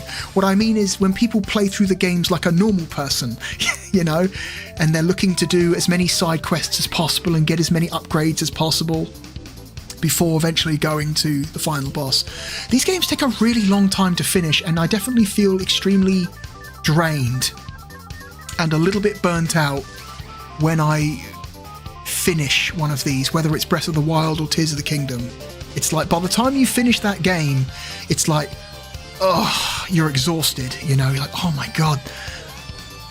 Playing through one of these games is an undertaking, but that, you know, if you want to get as much out of it as you can, it takes a long time. And I worry, I hope that the next Zelda game, the next major Zelda game, will be something a little bit smaller, because they've come off development of 2 massive games, and I worry that a third massive game with a similar, you know, with a similar scope and style might be a little bit too much. I worry that if they put out a third game in this style, it might get a little bit, you know, old a little bit too quickly. So maybe the next game they put out should be something a little smaller scale, and then do another massive game after that one, you know. But man, this game's incredible. Where the hell are we going to put Breath of the Wild? It's yeah. I think they could use the same style of gameplay, but just kind of make it smaller scope. Make it so that maybe you're exploring a landmass that isn't quite as big, you know? Make the landmass like half the size. Maybe don't have quite as many mechanics as Tears of the Kingdom, because I think one of the problems with Tears of the Kingdom is that game was too big. There was too much going on. There were too many mechanics, too many things you have to get your mind around. That game is still excellent, but it was kind of straining under the weight of its own, you know, under the weight of everything that game had. That game was maybe a little bit too much game.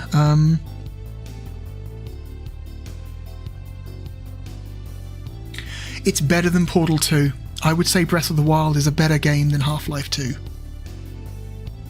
I think Breath of the Wild is a better game than Kerbal Space Program. I like it more than New Hitman.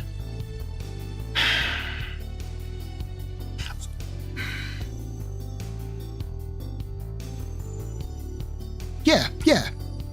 You know, that's a good idea. Make the shrines give you a whole, you know, like an entire heart. Make the next game something smaller scale, something you can finish in less than 100 hours, let's say. So, how about this? A Zelda game you can finish in 40 hours. How about that? What a concept. That would be cool. And then maybe the game after that, you start maybe thinking about changing up the mechanics again and reinventing it again.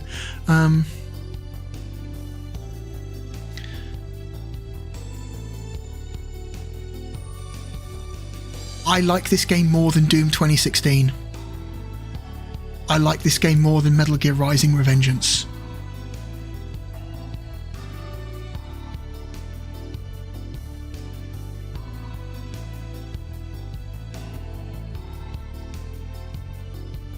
Is this game better than Dark Souls 1?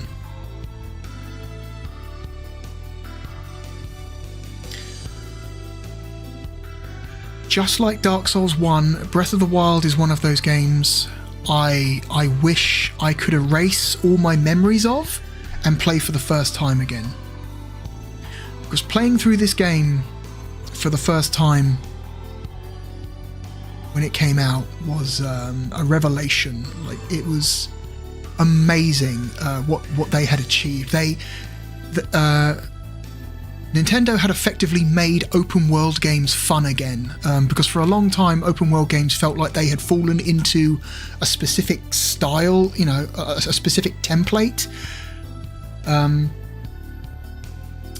that were getting quite old. Like Ubisoft has been criticized for years for making all of their games around a very specific template since like the 360 era and not deviating from it.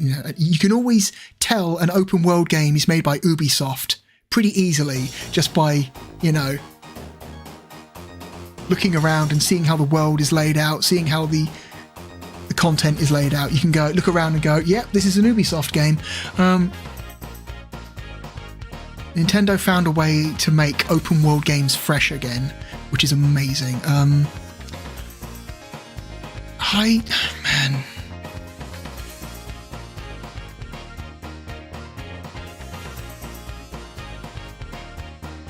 I think it beats Dark Souls 1. I think it does. I think Breath of the Wild is a new number one. I know praising Breath of the Wild has become like a cliche at this point, you know, to the point where a lot of the time, if you talk about Breath of the Wild and how good it is, people around you will start groaning because they're sick of hearing it. But it's fucking true. This game is amazing. And it holds up so well. That 60 frames a second version for the Switch 2 is... It made the game fresh again because, you know, yeah, it doesn't... run especially well on either the Wii U or the Switch 1, but that 60 frames a second, 1440p 60 version of the game that they put out on Switch 2, amazing. It makes the game like great to play all over again. It's such a fucking amazing achievement. If you haven't played Breath of the Wild in a while, and you have a Switch 2, or you're planning to get a Switch 2, you should maybe check out the Switch 2 version of Breath of the Wild. You should maybe play this game at, like, you know, a good resolution and a good frame rate for the first time. It makes the game fresh again. It's incredible.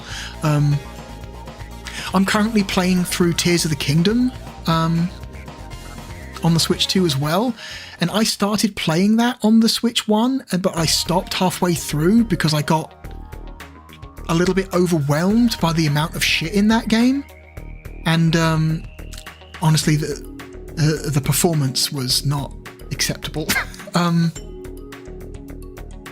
So I started playing through it again on the Switch 2, and I'm having a much better time with that game because it runs at a good frame rate finally. And yeah, anyway, Tears of the Kingdom is a game we will rank another day because we are done. That's it for this stream.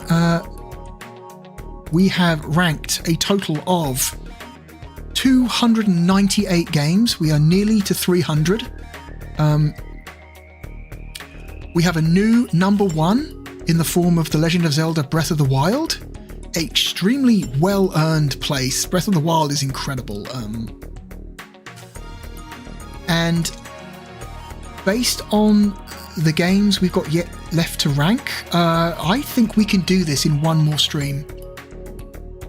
I think we can bust out the remaining 1, 2, 3, 4, 5, 6, 7, 8 years, 2018 to 2025 in one stream, because the remaining years don't have that many games. 2018 has 8 games, 2019 has 9 games, 2020 has 8, 2021 has 5, 2022 has 7, 2023 has 10, 2024 has 9, and 2025 has 8. So yeah, compared to the years we've gone through, the remaining years are like half the length.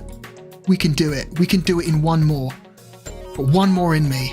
And then we can finally say goodbye to this dumb little, like, side project. Oh my god. Anyway, until next time, thank you for joining me. My name is Therealbluedragon, and goodbye.